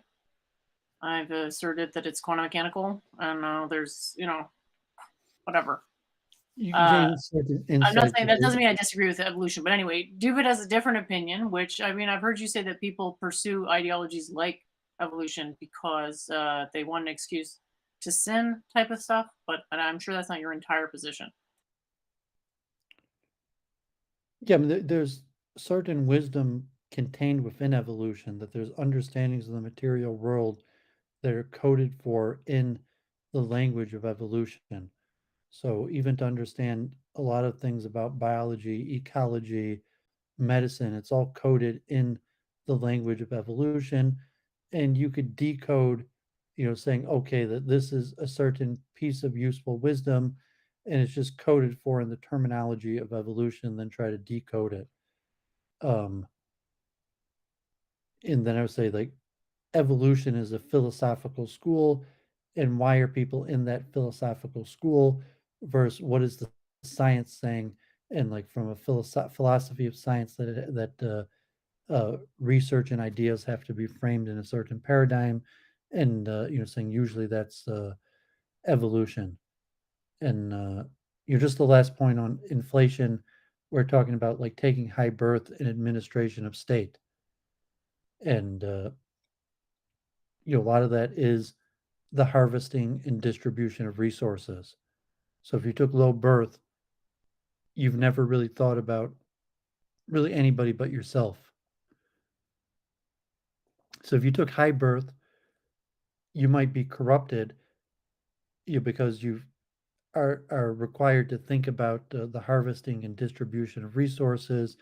And because you're trained to think about the harvesting and distribution of resources, you're also trained to want to unequally distribute those and give yourself a large amount of it, saying, well, I'm all worrying about the administration of state and the harvesting and distribution of resources, so I might as well get an on even amount of resources. And so that's somewhat natural. So most people took low birth, obviously, and they never thought about the harvesting and distribution of resources, and they don't know anything about it, and they just have like they're really suffering under the dollar, that their only access to resources is to make money and then to try to buy those resources. And they're too far away from the administration of state to understand how the markets work, or how mining or any of these other fields might work, to actually acquire on some level you could, like, urban farming, gardening, um but it's somewhat related. And so you could take low birth and then still think and learn about the administration of state, and work your way up in the administration of state, and even the harvesting and distribution of resources, and slowly use that position in administration of state to acquire wealth, which is basically how it's done. That if you took high birth and your parents were doing it, or you were trained to do it from youth, or whether you worked into power through your working or education, where at some point you were put in charge of harvesting and distribution of resources, and through that you were able to give yourself more than you need and acquire wealth. And so if you are thinking about these issues, it's important to understand these things. And as even say inflation cycles, like, well, I was expecting the inflation and I diversified my assets in a way that protected me to the best of the ability against inflation, and even conflict, or violence, or things like that. That I was listening to Jamie Dimon, uh I think he was on CNBC, and he was like, you have three different major scenarios, and they have plans for all scenarios. They don't know which one's going to occur. They have a likelihood of the various. I mean, this is just how banking works, and banking is a matter of generally high birth. You don't have to take high birth to be in banking, but if you take high birth and you have money, you're much more likely to think about banking than if you don't have large amounts of money to have to think about it. But the science of banking is per kind of like Schrodinger probability curves. You have possible outcomes, scenarios, and then you have plans for each of those scenarios. And so that's what Diamond kept saying. This is like, we don't know what's going to happen. It could be any of these, and we're prepared for all of them. And that's really the way you got to do it. And it's very difficult to do that. Your ability to do that is limited, but the diversification of assets, and um, multiple plans for different scenarios is what you need to do. And so if you're in the priestly class, just like violence, that's what you got to talk about. You got to talk about what might happen, and the various ways that you've diversified your portfolio, and the backup plans for the various scenarios. And that's why the Hebrew sages say more possessions, more worries. So if you're poor, your mind isn't worried about any of these things. You might be worried about poverty. How are you going to pay rent? How are you going to buy food? How are you going to fulfill the desires that you don't have the resources to fulfill? But you're not uh, tied down by your possessions, and the necessity to invest your money and diversify your portfolio, and the administration of state. And just say on evolution, like I said, I constantly study books on evolution. I'm reading stuff because the best scientific information is coded in the language of evolution. And from my perspective, I just decode. I try to understand what the idea is, and then decode it from evolution, and then take it as is or apply it to my system. And you kind of need the multiple truth hypothesis or something for that to be able to decode it, uh, to recognize that it's coded into evolution, be able to decode it, let it stand on its own, and then code it into some sort of alternative system. So I'm not sure if that's something similar to what you do, that you would recognize that wisdom is coded into evolution, and then in order to get the shared wisdom of humanity, you have to decode it from the common lexicon, and that common lexicon is evolution. Um, I honestly am not 100% sure if I followed your meaning all the way through. Um, Anything of like ecology, environmental science, um, animal biology, medicine is coded into the lexicon of evolution. So, like COVID so they're 19, using a vocabulary that's consistent across the different fields, and it comes essentially from evolution. Is that what you're saying? yeah, the shared common lexicon of many of these fields of science is evolution. And so, like from What do Kunia, we mean? Like stuff like allele frequency, DNA, code, stuff like that? Concepts like that? well, how we understand, yeah, how we understand these things. So, like COVID 19, that the science of COVID 19 is coded into the lexicon of evolution, variants, strains, and those happening through natural selection, mutations, evolution. So, like, why did we have Omicron, uh, B1, or from the first wave of COVID to now like the fourth wave, and the medical science is coded into evolution. So I mean, you could decode and You mean because of stuff like penicillin?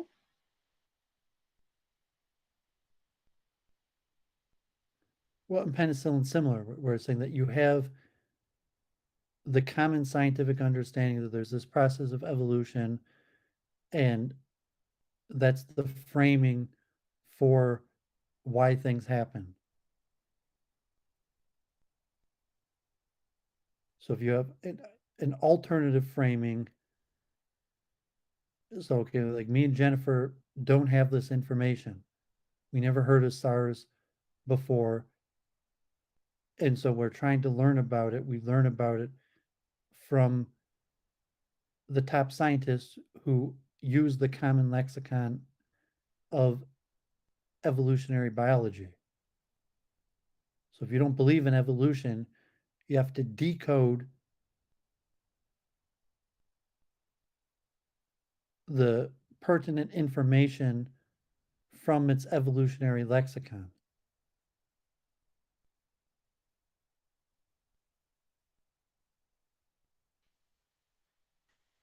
And In you could order use to the what? example, well, I mean, just in order to understand what's happening.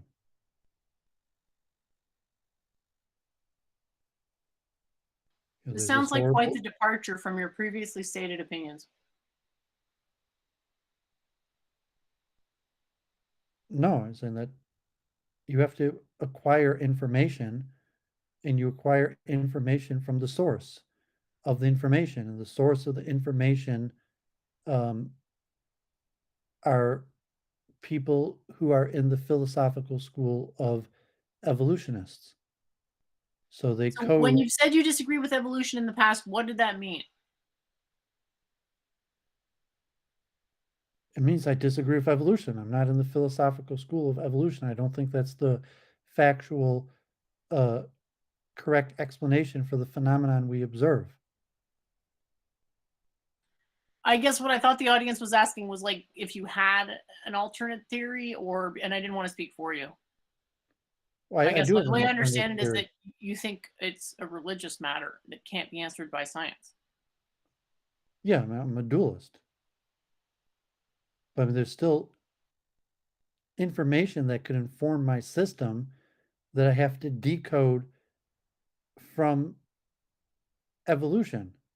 All right. That really clears it up.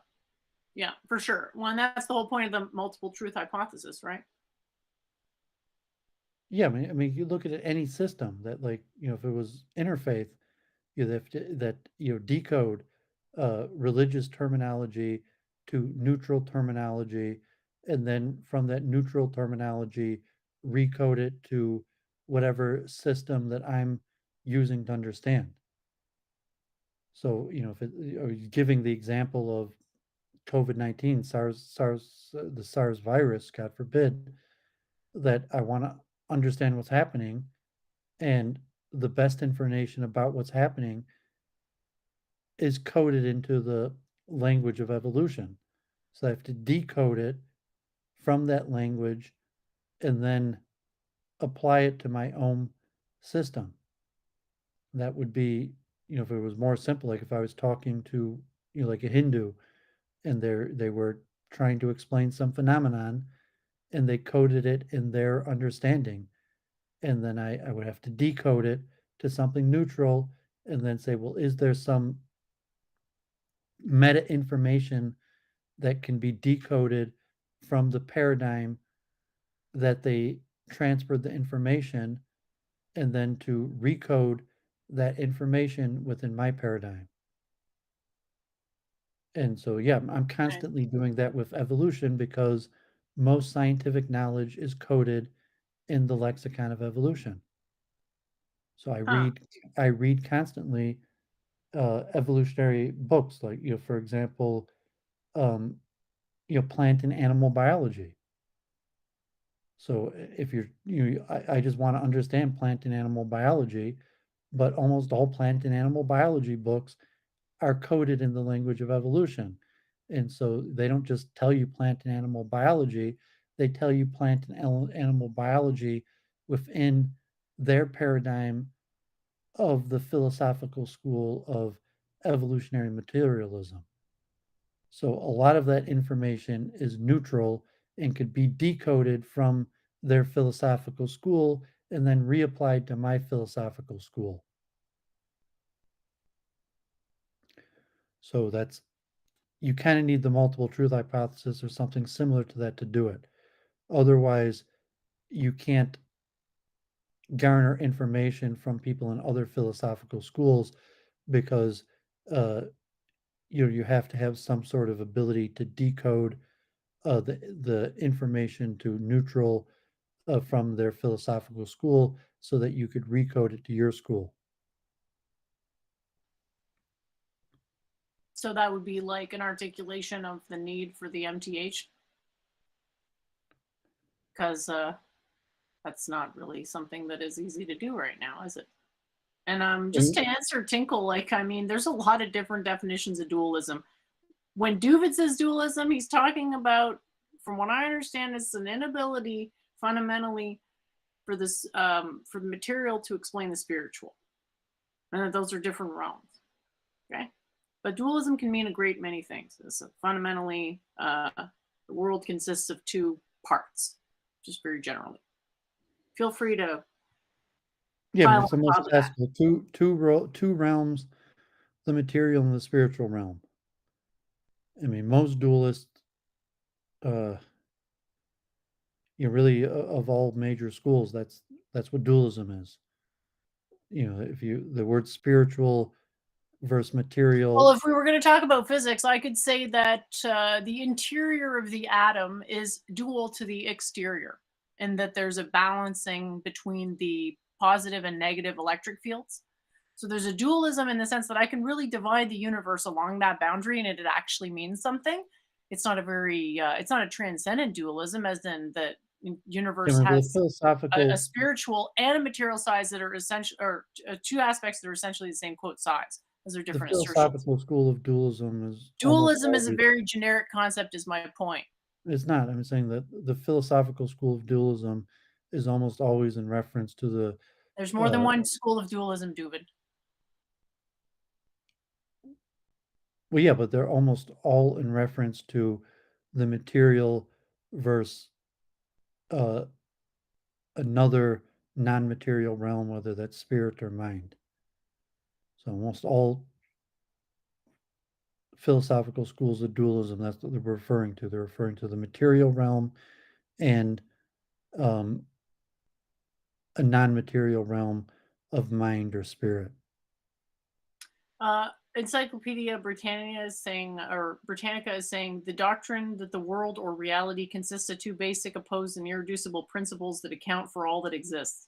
And then you have mind-body dualism, which may be. I'm not even sure if what you're saying is a form of that. Yours seems to be a fundamentally theological dualism. Yeah, that's what I'm saying. That you have two realms that compose reality: the material realm and a non-material realm that could be spirit or mind, or it's like the Britannica definition. There's reality is made up of two fundamental parts: one of material and one of something that's non-material, that is usually either referred to mind or spirit.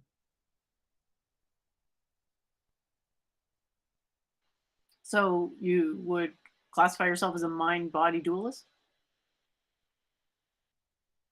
Yeah, All right. And and you're saying spiritual. most schools of dualism that this is the case. I use the words more spiritual material,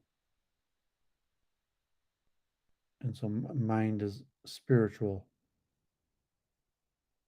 I don't know if you've seen the question that Skyworks asked, or if you want to take a crack at that. Like, I think questions like this are sort of But yeah, of course, we're a product of our upbringing, there's and degrees to which those things are true. Some people who have more karma, they're less determined by the environment. That's basically the correlation. The more karma you have, the less determined by the environment. you have a good night, Don. I mean, these are just kind of basic philosophical schools of. I mean, the dual is just a word that means two, and so like dualism could, but as a philosophical school, dualism is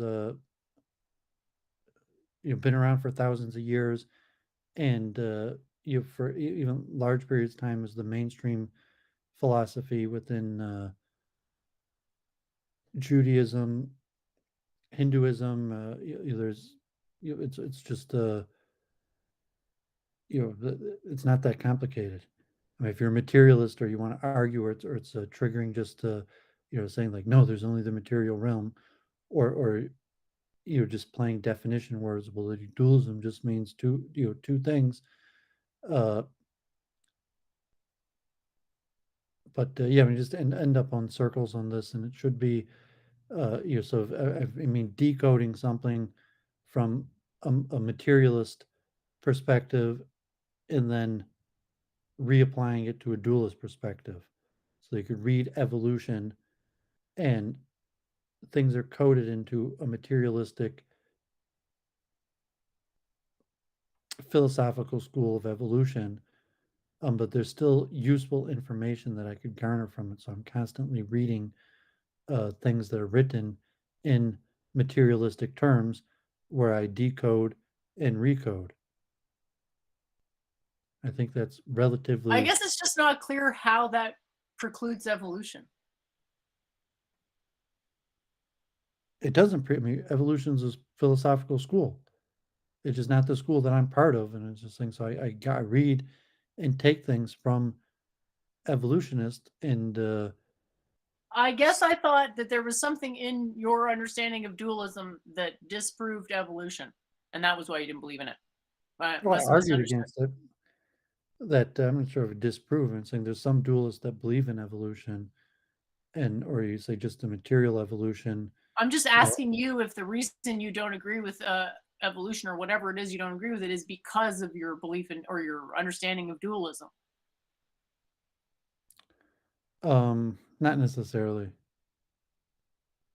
I mean, I argue against evolution in all types of realms, and obviously, uh, like Gerard Schroeder or the Catholic Church, that many dualists have accepted evolution, and whether there's evolution only in material realm, um, you it's not my school, but so but they're not exclusive like that. So if I were arguing, I'd say it's problematic that accepting evolution might be problematic to dualism necessarily. I don't see why it's problematic because wouldn't it just be God controlling evolution in a Dualism doesn't dualistic necessitate paradigm? God. Okay, well, then it would be the mind controlling evolution. Dualism doesn't necessitate the spiritual realm having any controlling factor over the material realm. But doesn't preclude it. Well, I'm saying there's different schools of dualism. They could operate independently, or one could be subservient to the other. It just doesn't sound like you're saying anything about it. Well, I'm saying that just from the dualistic school, that there's no even in terms of evolution. So you could say evolution is a completely material phenomenon, and it's true on the material plane and has nothing to do with the spiritual realm. It's just a material phenomenon that's accurate, and dualism is still true, and what's ever happening on the spiritual plane is happening independently of the material plane in evolution. Or you could have an interconnected um, dualistic realms with evolution. And even to have, So you're saying evolution is a material process. I mean, from my understanding, evolution is a material phenomenon. So it couldn't be like a super material phenomenon that we have only access to a certain aspect of it in our science. That wouldn't be possible. The dualism would preclude that. Well, I mean, it's possible you have a philosophical argument, and whether it's provable. And I was saying that Yeah, information I is don't think coded. philosophical positions are necessarily provable, except like meta analytically, which may take more time than one lifetime. But yeah, theoretically, validation would be good. Um, don't know how you can really prove from past anecdotes. And they're saying that spiritual information is coded within evolution. That Well, I mean, if you know how to decode it, but you need the right models to do that. well, and then it depends on what you understand to be the realm of spirit. Pretty Um, much just depends what realm you can accurately generate models over, frankly, in a way. yeah, I mean, if I have my system, it's saying that really all forms and ideas are in the realm of spirit. So once you mention a category or an idea that's non-material. Right. Then it's a question of how does the category affect the material? Right. That's where it gets sort of fuzzy and difficult. Because we have to acknowledge that the objects we identify bear correspondence to reality, and the degree to which they do bear correspondence to fundamental vibrational nodes of reality does actually inform something about meaning. Or so they're just a category of mind, and they don't actually have a bearing on the material reality. So But you're then you saying could that also, then there's no causal powers of the mental. there's no causal power of mind on the material, it's just a category of mind that doesn't have any causal power on the material. Or you could have models of dualism where there is a causal power of the spiritual realm on the material realm. or even vice versa. And like I put that in my diagram, say that you could have the spiritual realm being causal of the material realm, or you could have some sort of feedback uh, mechanism where one isn't necessarily higher than the other, and they feed back and forth to each other, or say multiple truth hypothesis. You need the uncertainty, and then you're saying that there's many possibilities, and each one, um, at what point is it a different philosophical school? At what point do these um, I'd say when the conclusion of reasoning process diverges predictably on the same reasoning process. so what fine distinction of one of these cases of uncertainty where you have somewhat of an either or. That's hard And because the degree to which there's disagreement varies from school to school. So you could argue because there's a variation of what is tolerated in terms of disagreement from school to school that you can't actually draw meaningful boundaries between schools. And so it's like an abstraction that it helps us understand stuff. yeah, so generally you're gonna have some sort of either or. There's going to be a case of uncertainty, and there's going to be possibly a binary either or option or multiple options, and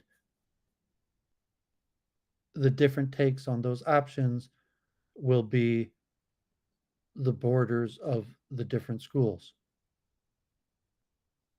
Well, there might be one school that considers itself like having a certain purview that other schools deny. So there's a bit of a there has to be a gray area unless you're assuming all the schools agree amongst each other where the boundaries are between them, which would appear to be not the case.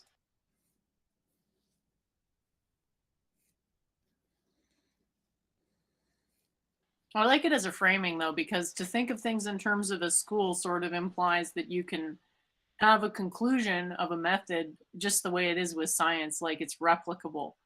That theoretically, non-dualism, like if there was some other non-dualist that came here to talk through a particular concept, that we ought to come to the same conclusion given the same, at least initial, and like at some point there's going to be some sort of like linguistic suppositions that we can't avoid because of basically English as a language being, I wouldn't call it subjective because English wasn't created by one person, or couldn't have been basically, so it'd be like almost meta subjective.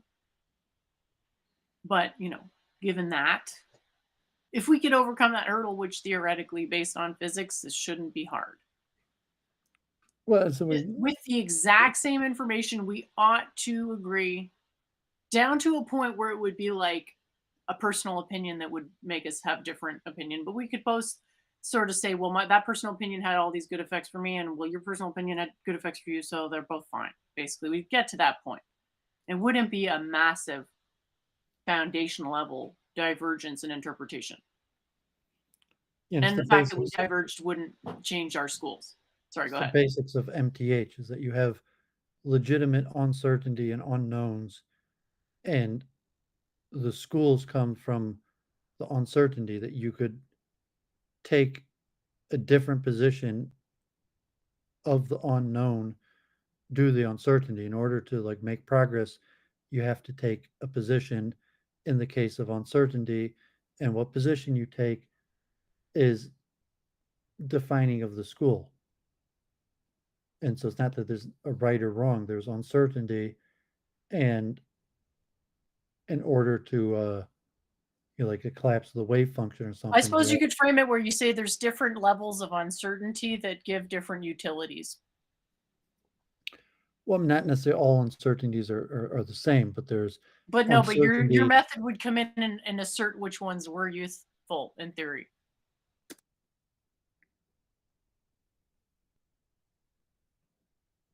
Well, I mean, assert or evaluate or estimate, and they're just saying that well, maybe all are useful to some extent, although they might not have the same value. And then, even in terms of language, that it would be worthy of its own definitional classification. That, okay, here's a case of uncertainty, and you might be able to limit it to an either or binary, and depending on which side of the either or binary you take, that will be definitional of a school. That there'll be, a clear word to define it, and a school that you fall into, depending on which side of the either or of that binary you take. And the reason why that would be the case is because there's uncertainty. And some cases of uncertainty, maybe will be solved, or the uncertainty could be higher or lower. Um, but yeah, that's the basis of the MTH, is that process of recognizing uncertainty, and then allowing both options or scenarios to make predictions.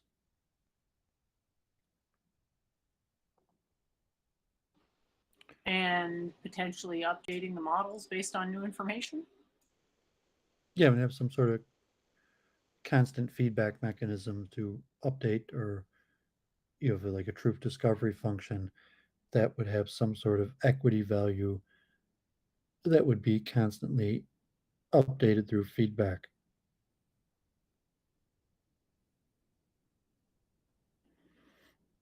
Yeah, nice one. I think there's more fine tuning that has to happen because you have to decide what sample size you need to take. How do you measure the data to determine what is the sample size that will optimally adapt the data? It would be, in that case, it would be an algorithm, and then just be how many iterations of the algorithm would be run. I'm talking about the convergence conditionals on the algorithm itself, not the number. Like the number of times it takes an algorithm to converge is not super relevant. It's more what are the ways, what degrees of freedom are there to adapt the algorithm?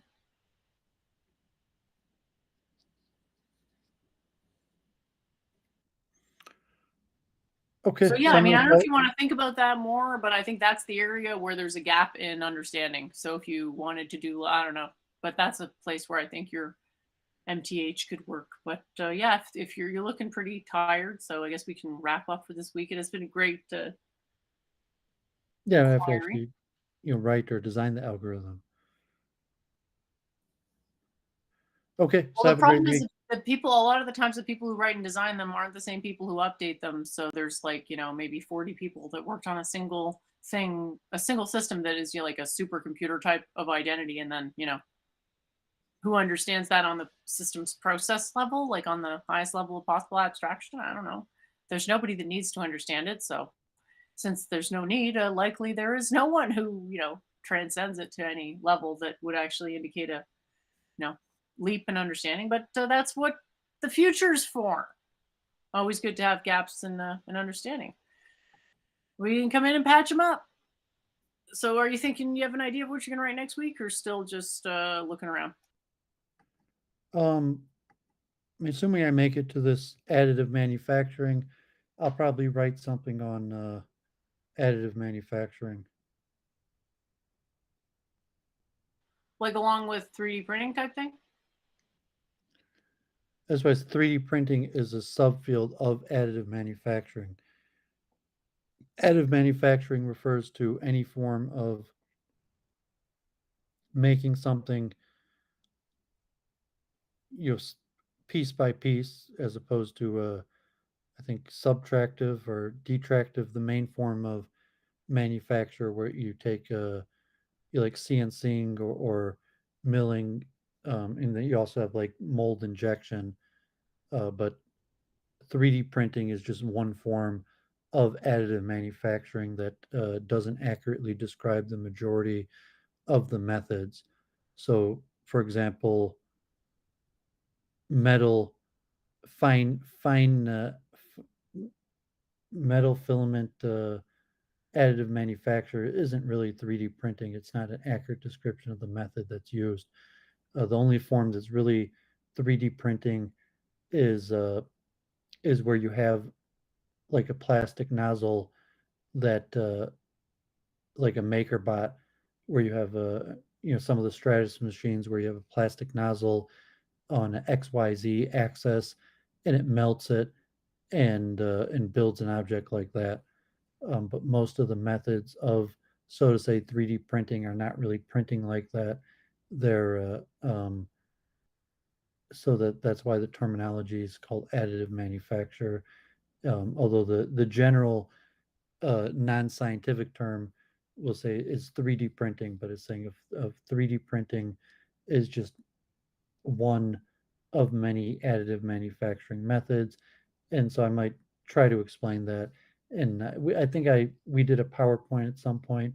Um, so for example, if they have a powder bed and you have lasers that fire on the powder bed, and that causes them to join, and then they do it layer by layer. That's not really a 3D printing, so it's an additive manufacturing method that you're creating what you want um, in an additive method. So that's I'm not sure if you understand what I'm saying. That why it's 3D printing is just one of many additive manufacturing methods, and factually Well, most sure, because you're starting with something that's already been manufactured and you're adding something to it and or doing something with it. And that's an example of 3D printing is using something that's already been manufactured, like the I'm not sure what they call it, this spool of the printer quote ink. well, I was saying that 3D printing is actually not the most common. Most what you might call a 3D printer, most are not 3D printers. So the only ones that are 3D printers are the ones that have a spool that feed into and melt it and XYZ um, nozzle that you protrudes and creates the 3D object. The other things that might call a 3D printer are not actually 3D printed. So if you had a powder bed in some form of like laser scintillation, that's not 3D printing, but it's additive manufacture that you're creating it unit by unit, but you're not printing it. And so that's why the technical term is additive manufacture. And like if you looked into buying, so to say, a 3D printer for industrial use, like if you wanted a MakerBot or one that you could sit on your desktop, it would probably be a 3D printer with a spool that is pretty simple. Like it just feeds in and then melts it through a nozzle and moves up and down the XYZ axis, making your object. Um, but most industrial 3D printers don't use that method. They use lasers and powder beds or um,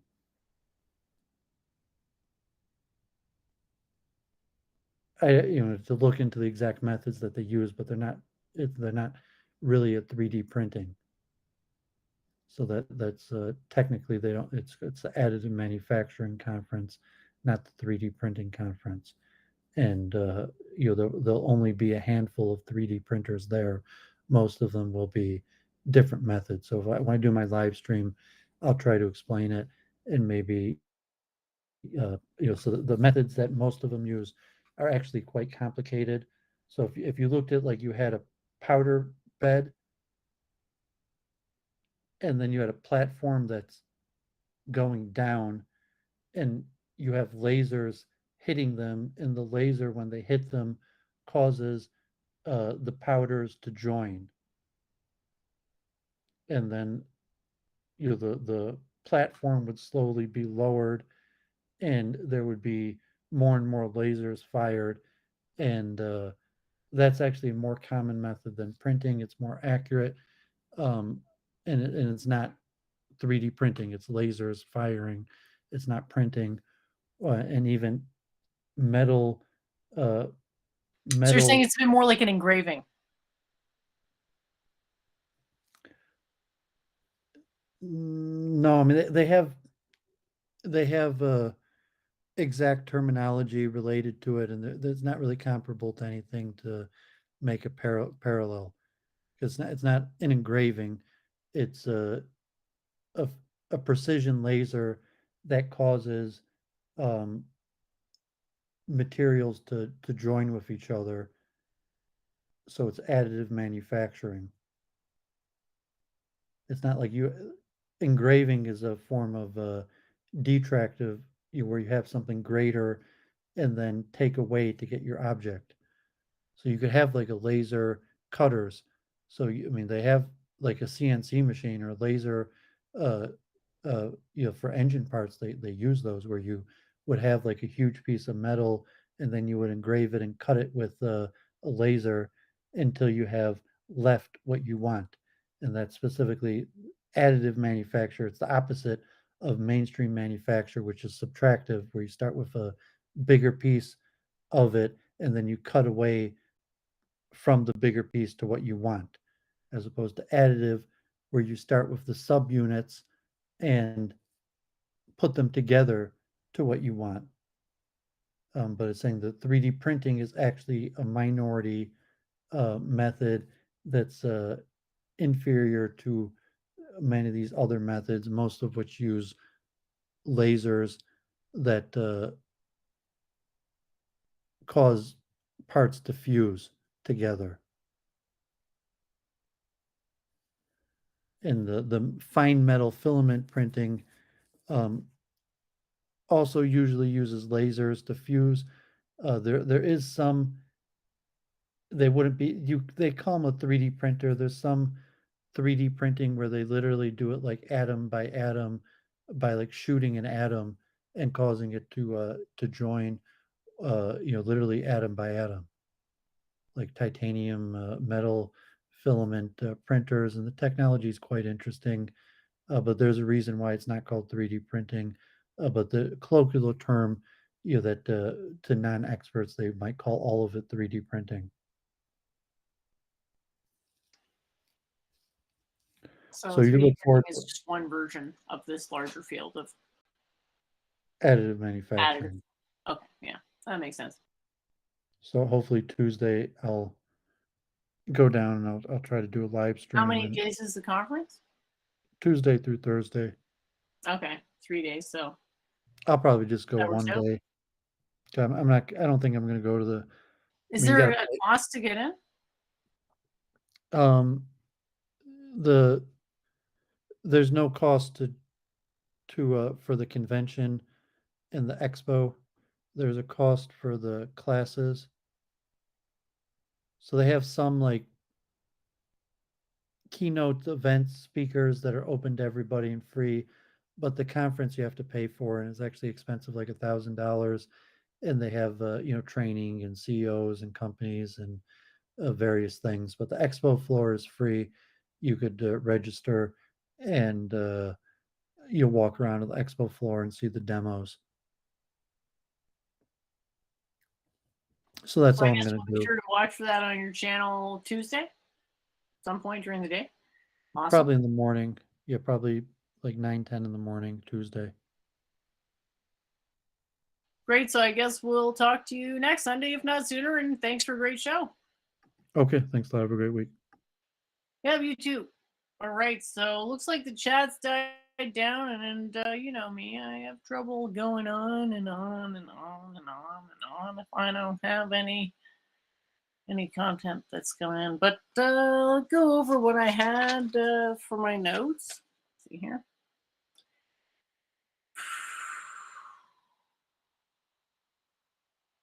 That is I just got to keep telling myself like these evolution debates are beyond pointless. And I know that it may be, every debate's pointless and it's just better to have a discussion, blah blah blah, but like, oh my god.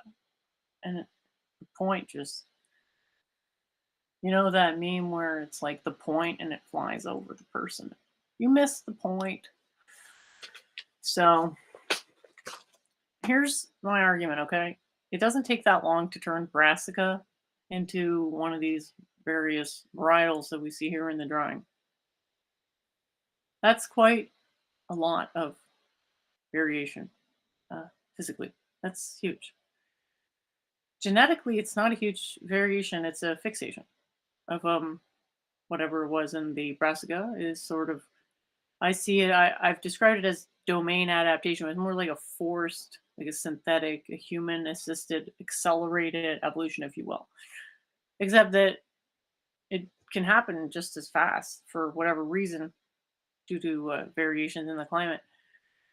But we have a certain level of continuity in the fossil record that accords with what you might call punctuated equilibrium. So what I'm saying is that these two mechanisms operate on fundamentally different time scales. So to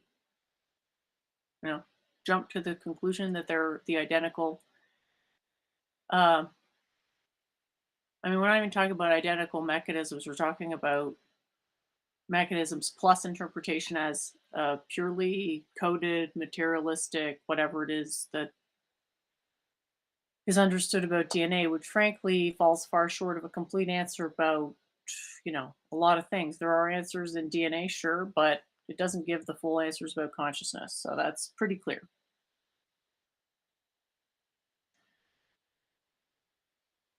I was trying to think of how to give an explanation for emptiness tech the way that I've been introduced to it, which admittedly is probably nothing like what most people have been introduced to. Anyway, the universe is mostly empty space, the observable universe anyway. So, there's an argument as to like what exactly there is in the dark matter. But if you just start with the dark matter, you can say, well, dark matter has light matter forming as a sort of a bubble inside it. And then that bubble has a star in the center. And then another bubble in the bubble of the star could be considered the planet. And then the surface of the planet could be considered a bubble inside the total atmosphere, if you will. And notice I haven't really defined a bubble yet. I've sort of just used it as this abstraction in a weird sort of Russian doll to esque metaphor.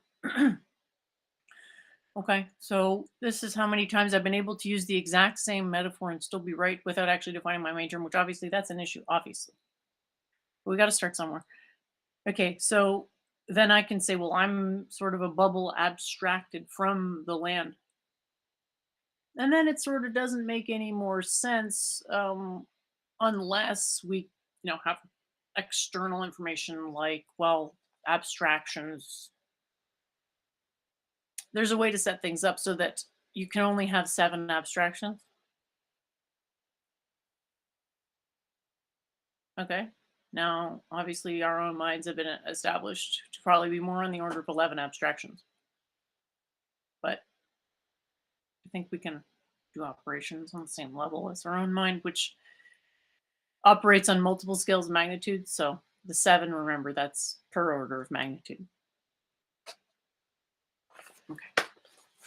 Now, the point there was to get an idea about an emptiness type model. So the bubble is the emptiness. And it's like, well, what does it mean? You're just always looking around the corner of what does it mean? Well, it just means that on every level that I can decompose the system into a type of a bubble. So the first bubble that we can really recognize or realize, that's solar system and then the planet, and those two happen at the same time, but not really the same time. It was what you might call the beginning of time for a particular system, which would be our solar system. So anyway, it doesn't quite get to the bottom of it, and I mean, that's not even really how I learned it, but cosmological emptiness, I suppose, is the closest sort of thing to what's been somewhat accessed, perhaps partly through modern philosophy. So anyway, we could go past that, but then we'd have to sort of be presuming, making additional presumptions. So I guess I'll just leave it there for now and sort of don't want to get too confusing, but have a think about it. The point being that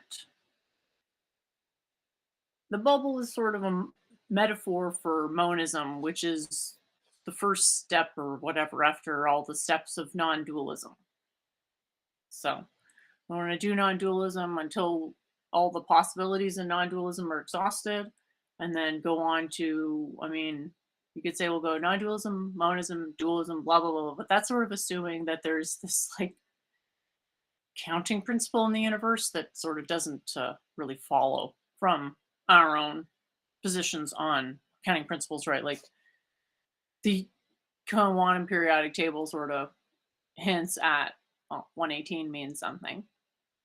The 4, the 3, the 2, the 1, that all means something. And then there's 7 rows. So there's sort of a bunch of numbers, but there certainly doesn't appear to be any sort of order to the numbers. There's a, what you might call a pre order in the arrangement of a form. So Tinkle says space isn't empty. But that's the thing. We can't establish that it's anything but empty. And then when we go to do that, when we try to say, well, it's not empty, that's crazy, then we get crazy results or like self-contradicting results and stuff. And I'm not saying a pure emptiness model is the direction I want to go in, but it's important to acknowledge that there are models that function on a basis of mechanized emptiness that are predictive, that are ancient, and that for the people that use them, they consider them quite good. So anyway, right, like if I just pull up a picture of the QMPT, that's, I mean, that's empty, isn't it? So and you've already seen stuff that was empty. You just maybe didn't like think of it as emptiness tech. So there's a whole lot of emptiness tech out there. Like you can argue anything that is doing a practice of successive negation or neti neti, anything like that is eventually going to run up against that because it's like a form of what you might describe as metaphysical minimalism. So it's obviously a good idea to like mention what the like to attempt to describe the properties of phenomenology. We should keep doing that until we can't, and then eventually just sort of surrender to the fact that like in philosophy it's more the process decomposition that actually tells us stuff. The properties, they can meta tell us stuff, but it's kind of like people putting entanglement in a scientific experiment. It's like if you're trying to create entanglement in a lab and then being amazed when entanglement happens. Well, if entanglement is just the natural state of things, well, surprise, your results not super, I don't want to say it's not interesting, but it's not saying what you think it's saying. Just because there's no recent history of detecting entanglement doesn't mean that it's not a thing, and it doesn't mean that it can't sort of be more or less deduced from other systems if one has a sufficient grasp of language. All right, so I agree that it does not appear as though space is empty. It appears as though space isn't empty. I agree with that. I'm not trying to disagree with that. Accounting for phenomena, aka the appearance of whatever that is referencing the appearance of things. It's important to account for the appearance of things. Most people don't ever access stuff outside of the appearance of things. So if everything we're ever saying is, ooh, it's all nothing, whatever. Well, if that's all we can say about it, we don't really know what the F we're talking about, but it does actually say quite a bit. It's just completely undermining of a standard, like what you might call solid based existence. Like, think about it. Does your existence revolve around solids? Well, like, not 100%, but obviously, if you didn't care about the solid stuff, that the stuff we conventionally call solid, if you didn't care about that stuff, like, you'd be in trouble, obviously. So, to the extent that like materialism matters, like if I don't know where my wall is, I'm going to, crash into it. That's a stupid example, but obviously the default hypothesis of subjectivity is realness of material solid things. Okay. And then we go into philosophy. It's like, well, no, we're talking about a different kind of realness. We're talking about concepts that no matter what flux is undergoing the culture that they're paying true. They're kind of what David was saying before about like accessing the information without agreeing with the whatever ontology. Like think about it like could we understand language so well that we could get an alien's dictionary and actually figure out what it meant without actually having to go to the alien's planet? Well, that's kind of like saying, could we all discover the same version of the periodic table? It's like, well, probably, yeah, kind of, kind of. Mission spectroscopy. Oh, that reminds me of another hilarious thing. T-Jump heptupling down on his quantum fields thing. It's borderline incompatible concepts because quantum, for all the complaining that it means nothing, and I'll agree to some extent that it is pretty vague. Whether that's the worst thing in the world, though, it's a different story. But quantum is like irreducible, complex, singular identity. Like when we're talking about electrons, it's quantum in the sense that there's no such thing as 1.5 electrons. So it's subject to the principle of like a stair stepping. That's how it's always taught in math. So it's either, if we're talking about math sort of expanding as a density function, okay, you start with hydrogen and then helium, there's no intermediary state there. Like all the intermediaries are purely functions of the quanta. And that's why the QMPT is really the best example of quantization. It's got 118 quote quanta, right? Energetic steps. And this is fully in accordance with E equals mc squared, right? Which is basically an equation of mass to energy, which is what the periodic table's doing. So quantization, that's stair stepping. And what's a field, right? Something that tends to be understood as something either flat or R3, like a field, or like something R3 adjacent, like a Euclidean space, right? So like, is quantization incompatible with that type of concept? In a lot of ways, they're incompatible. And then it's like, is that a problem? It's kind of not, because there's a precedent for it with like any kind of a metaphysics that says that there's ongoing change and that that's the fundamental level of reality. Well, ongoing change is basically saying immutable immutability, and it's a contradiction on perhaps not every interpretation, but many. And then I was thinking like, oh, maybe that's a thing with language, that these all-encompassing spiritual truths or meta truths or all-encompassing truths, whatever you want to call them, like that they have this artifacting with language almost, where they they work, but they appear to be contradictory. Like for example, the emptiness being contradictory to the solid substance day to day subjective, at least the subjective sort of baseline. Like there are tons of things we disagree on. It tends to be more mental things. The things we can really agree on is like, well, my couch is red. It's like, yep, that's true. So the reason I don't tend to talk about emptiness is because it's even more abstract than QMPT, right? And pretty much QMPT is pretty abstract, even though maybe over time it's a little less abstract, but fundamentally this is also an empty. This is these shapes here are empty in multiple ways.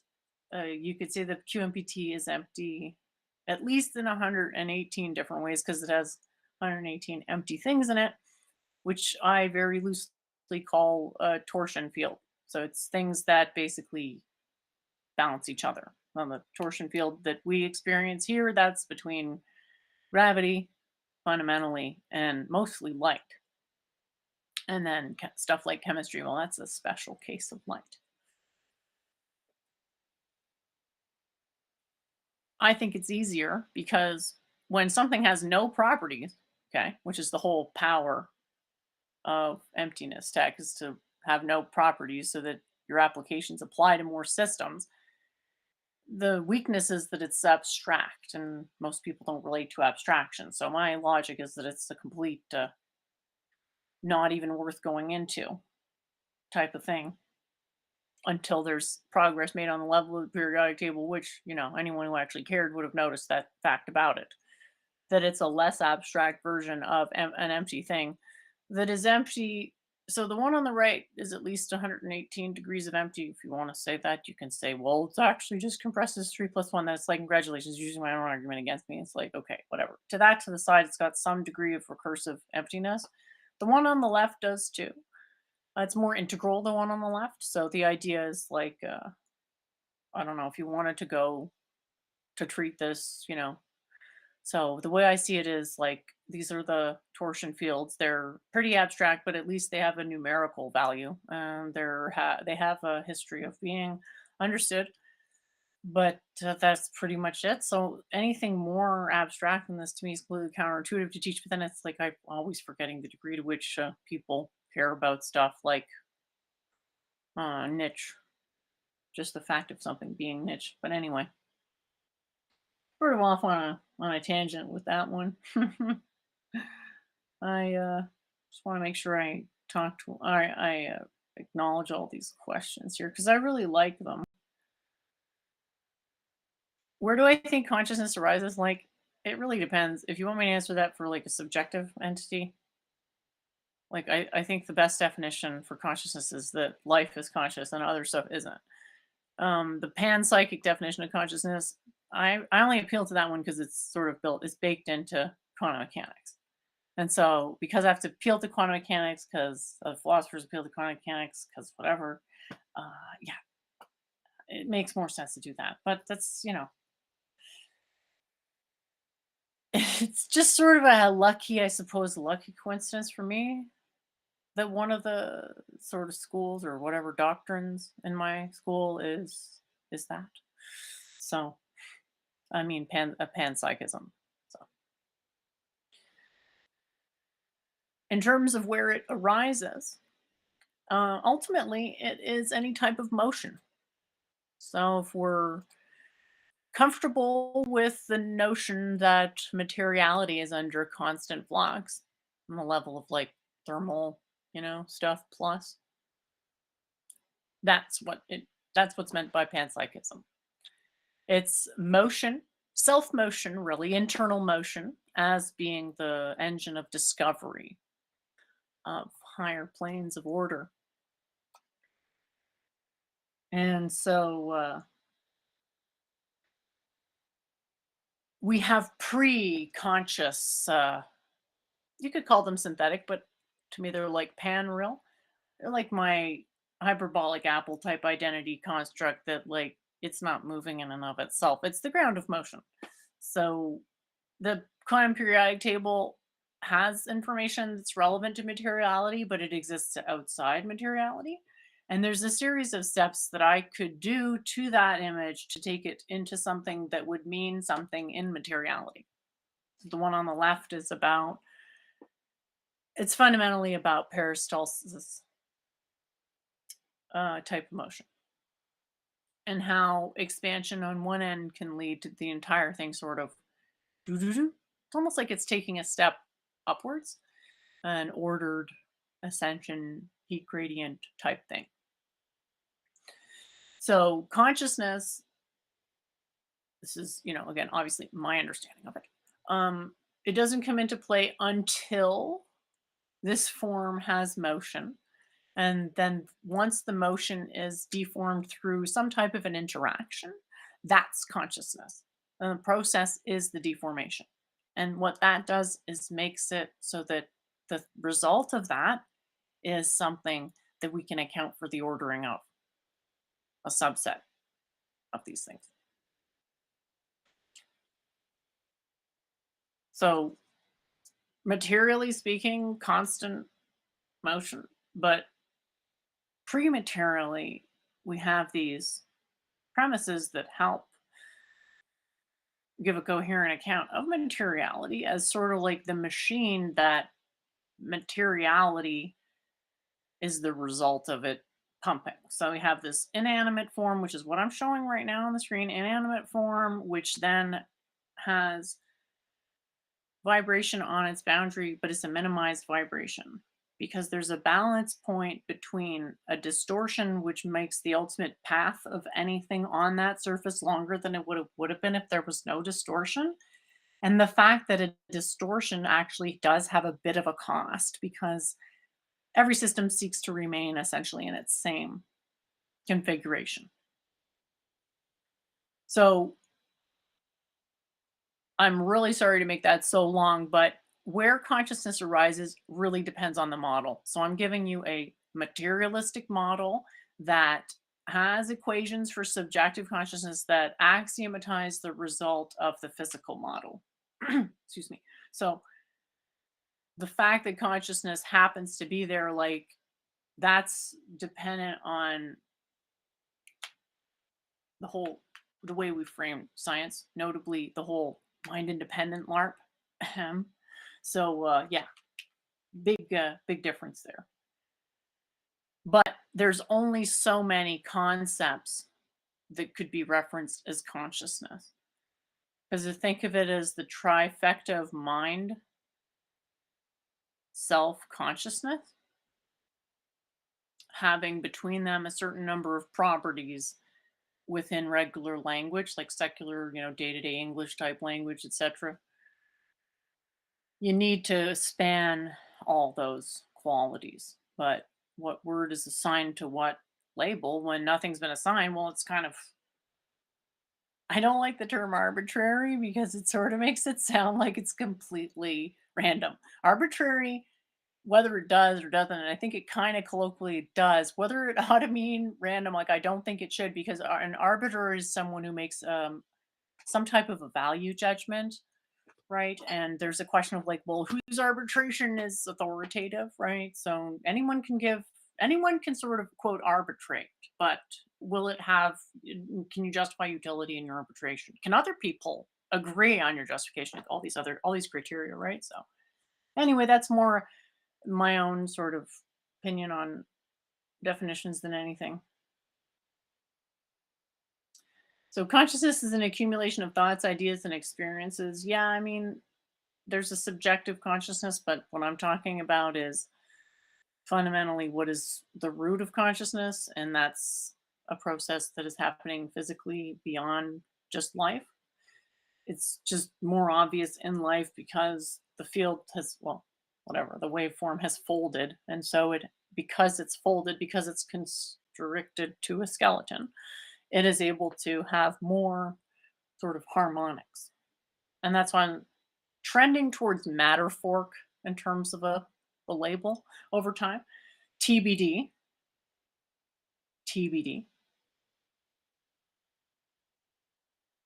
All right. So Effluent says consciousness is not the same as self awareness. No. So we haven't even got to that point yet. So, like, we've had so much arguing that we haven't even gotten to the point of agreeing on enough to be able to say, okay, we're going to provisionally accept that consciousness is the most fundamental process. So if a change has happened, then there's been some sort of a waveform reduction. And that's the way we're gonna play it. So now that means that the rock has the property of consciousness because it's conscious of the existence of 3 plus 1. How do I know that? Well, a rock has a three physical dimensional being, but that's it's really, in a way, its only property. Whereas we as living beings, we have a bunch of other derivative properties. The important thing is to understand that there's a process associated with the properties and that preserves a cardinality across all orders. This 3 plus 1 thing. All right, so I'm looking at the comments. There's some nice comments in here. Thanks for bringing out these subjects. So, like, self awareness would be something that I would say. I'm trying to think. I actually think I did do a diagram on this, and I completely forgot what I called it. But basically, I had some levels. So there'd be, just think of it like this: consciousness is the photon field. So you have a bunch of atoms, and then because these atoms, if they were to undergo a chemical reaction, it would be mediated by photons. And so you can kind of think as a photon field just being the animating potential of mass or matter. So the model is kind of like removing the solids and just leaving the waveform. And understanding that whatever the solid is just going to be the final sort of harmonic of the waveform.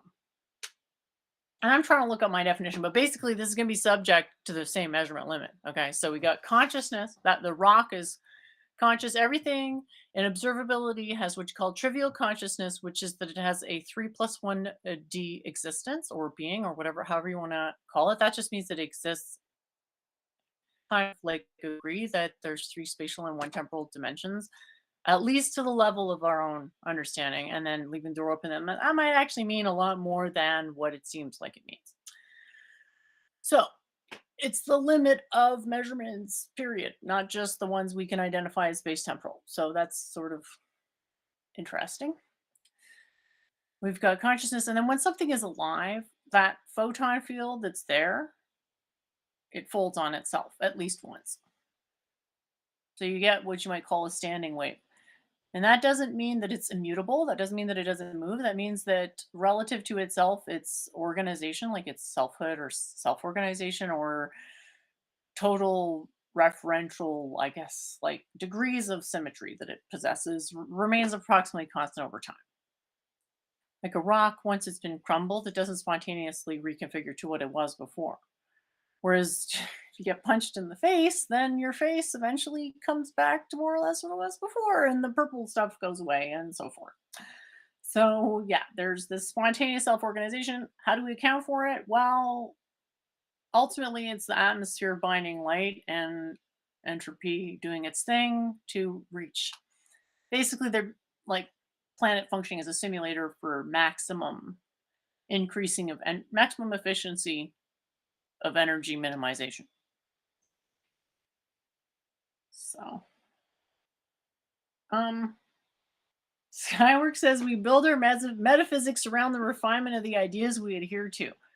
Uh, I mean, that's to the extent that we're free to kind of like build metaphysics. I don't really think we are capable of the degree of authorship over our own thoughts that most seem to subscribe to. I think there's very limited control there.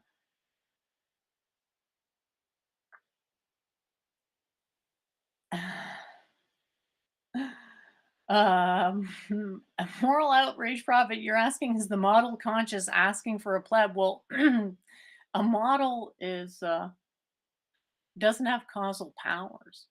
So the model points to the thing with causal powers. So like, excuse me drawing this diagram doesn't really change the periodic table, but the periodic table changes materiality. So I mean that's kind of the way to look at it. But like a model can't really be conscious because it's okay. The conscious is what's happening materially. Material, because the material realm is subject to ongoing fluctuation, and because fluctuation is equivalent to waveform reduction, and because what we're identifying as consciousness is ultimately the product of that same waveform reduction, and just equate them all. But things like models and things like chairs, they wouldn't be conscious because, in my understanding, there's either zero chairs or there's one chair. So there's zero chairs in the non-dualistic sense. That has very limited utility for beginners. We go to the one chair, then we go to the one chair model, which is, well, there's one sort of eternal immutable chair. It can't be conscious because the criterion for consciousness is mutability. Well, that's the whole point of this metaphysics, is so that we can say, well, there's a difference between a chair-like entity, okay, i.e. the thing I'm sitting on, that eventually will be not serving as a chair anymore, versus the notion of a chair which arose with our need to use it. So, I mean, I guess historically there's truth to um, there being There's different directions of metaphysics. You can say, well, it's object oriented metaphysics. We want to talk about math. We want to talk about language. We want to talk about etc. But to me, it's metaphysics anytime you're taking a broader perspective relative to something. That's probably not the sense most people use the term in.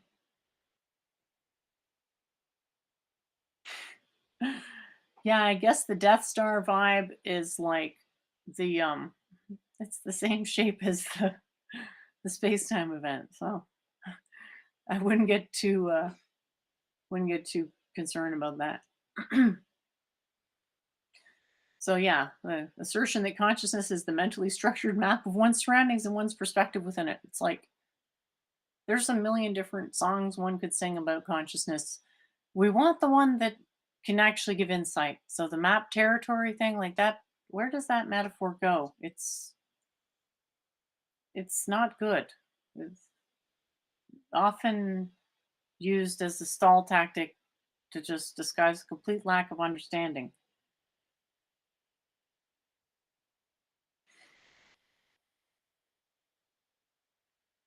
I find it funny that the Skyworks is now saying there's more than one chair. I guess that's probably a good time to wrap up the wrap up the show because I get it. I get the argument behind there being more than one chair, and just saying like in my own understanding, like I cannot let too many concepts clutter my understanding of what I do. So that's why there's only one chair, because there's a lot of other stuff. So if you want to believe in multiple chairs, that's fine. Fine by me. So in terms of evolution, got into this again, like it's like remind myself, don't do this. It's just pointless. So I'm like, abiogenesis isn't explained by evolution. If if you don't think that's a problem, fine. I think it's a problem. Okay. I have a model. It's the basis of abiogenesis.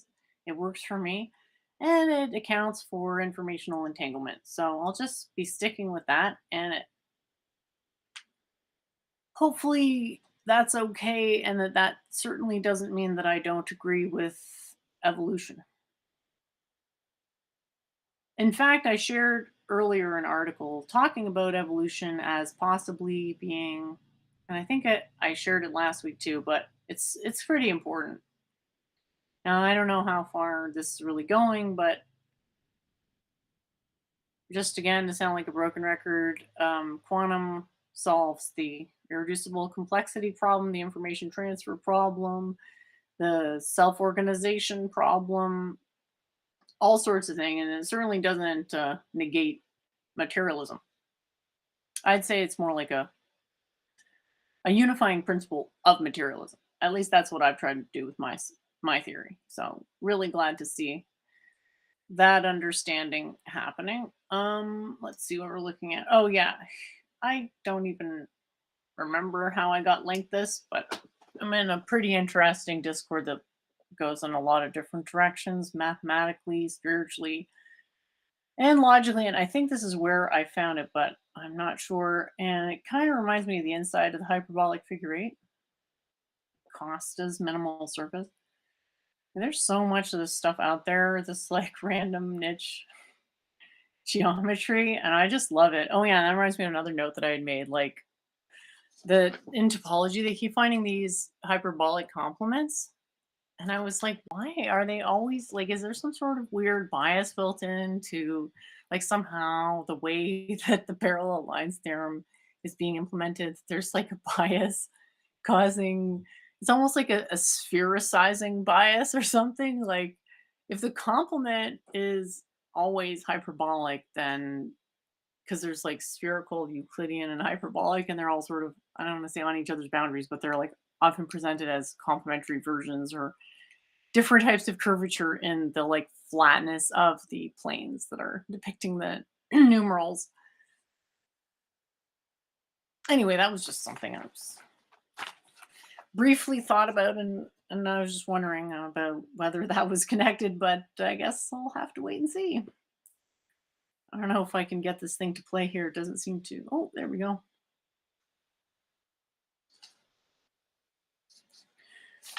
Okay. Side note, I've been thinking about this for a while. Um, Infinite regress, the opinion du jour is that infinite regress is coherent or isn't a problem for causal consistency or coherence or whatever. So I would challenge, like, how do you, so does that mean that, okay, how do we distinguish successive moments?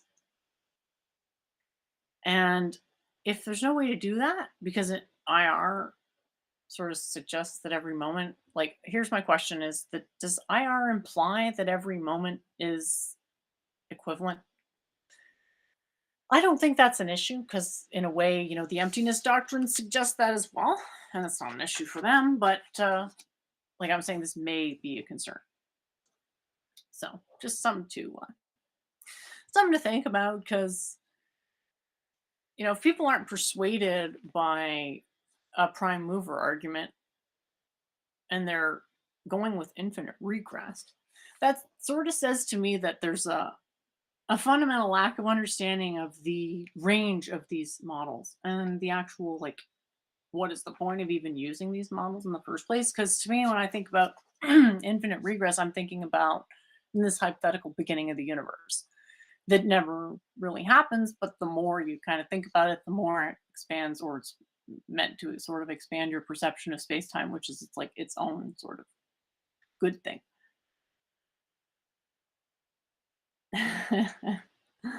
Yeah. So I don't know that there's going to be an obvious solution to this, because to me, it was like at the beginning, I was like, well, unmoved movers, the obvious solution, because it's coherent. It's the only way to give coherent. Because we identify with solids, then a solid metaphor should be given of an actual immutable entity. All right, so let's see if I'm so no, my little arguments here. Some Let's see here. Some jokes I probably shouldn't tell. I had a proof that I was considering sort of throwing out there as a challenge for people, as to whether, like, just try to prove it in as few assumptions as possible. Like, I honestly don't care what assumptions you use, and I'll be like, I don't want to say bonus points for, like, eccentric assumptions, but feel free to be like, excuse me, feel free to be, I don't care. If it works, it works. And if I learn something from someone else's proof, that if they want to actually go into it, that would be very for me.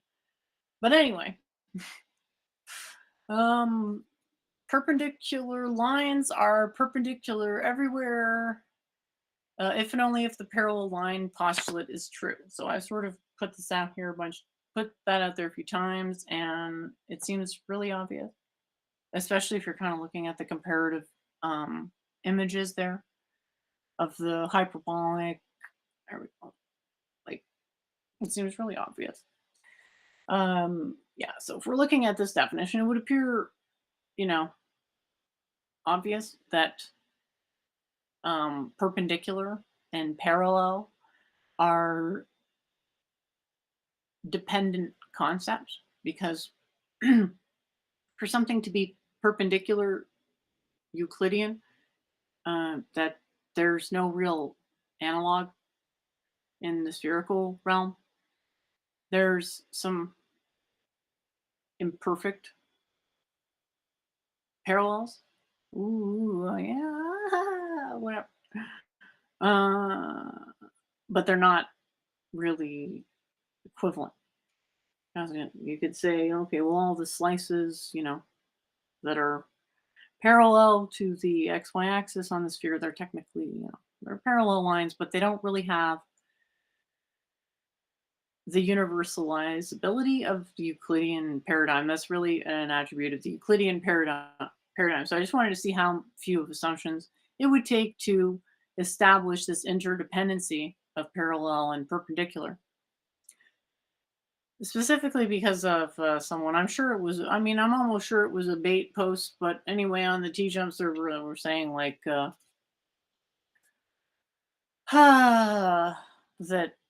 the cringe. Pythagorean theorem was a special case of the cosine law, and it's like no, the cosine law is the Pythagorean theorem applied twice in the decomposition of a non-right angled triangle. So I don't know if that was just like a joke or what, but it got me to thinking it'd be an interesting proof to see like if someone is actually able to reasonably quickly prove the interdependence of perpendicular and parallel lines, at least constrained to a Euclidean paradigm. And bonus points for going to infinity. I started looking at Leibniz's axioms for proof of God, and there were 9 of them, and they were pretty terrible. You know what I mean? It's like I'm depressed. I go to look at this stuff, and the correction is longer than the actual doctrine. It doesn't make me want to proceed, so I'm probably just going to only look at what he did for calculus and just unless there's like some dire need for me to look at his proof of God, I'll probably just be like, all right, have fun with that. I have a bunch more articles, but yeah, I've been going at this for like over 4 hours now, so we'll just wrap up what's in the chat if there is anything. All right, so yeah, you know, a necessary being doesn't necessarily necessitate a conscious creator. Yeah, I mean, necessity is basically like there's really only one assertion about necessity. It's like, well, we necessarily kind of like are having a conversation. So we're having a conversation. Uh we're going in a direction of establishing like a conclusive proof of shared meaning, and that's a long journey. So like I'll agree, you know, there's consciousness, like because it's associated with change and movement, that it's like disorienting to have a consciousness centric view. And that's why the views tend not to really be all that much consciousness centric, but consciousness is integrated in such a way that it doesn't conflict with these things that are super um hard to understand, but like true. Like the emptiness thing.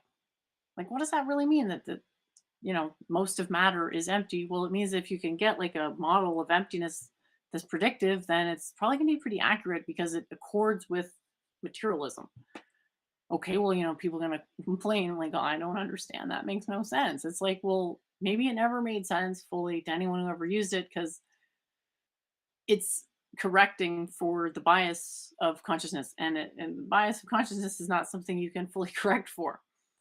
And at the beginning, it's disorienting because you never had the bias of consciousness corrected for before. But once you get used to it, it's like, whoa, much more clarity of judgment because these more permanent concepts are rooted in my imagination.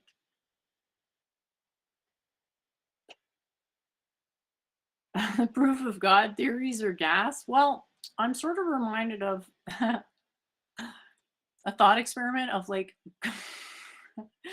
okay, non-existence being like the hardest barrier for God to overcome, like the best, I don't know, wait a minute. What is it? The most all-powerful God would be like able to overcome their non-existence. And I thought that was so hilarious. Like non-existence as a benchmark for power. Now, you might say that that's presupposing the conclusion of atheist, but far be it for me to go that far. I don't think I really talked about it, but someone asked about the art that I do. So here's an example. Like I have more than this, but I don't really have a lot of it saved on my computer. So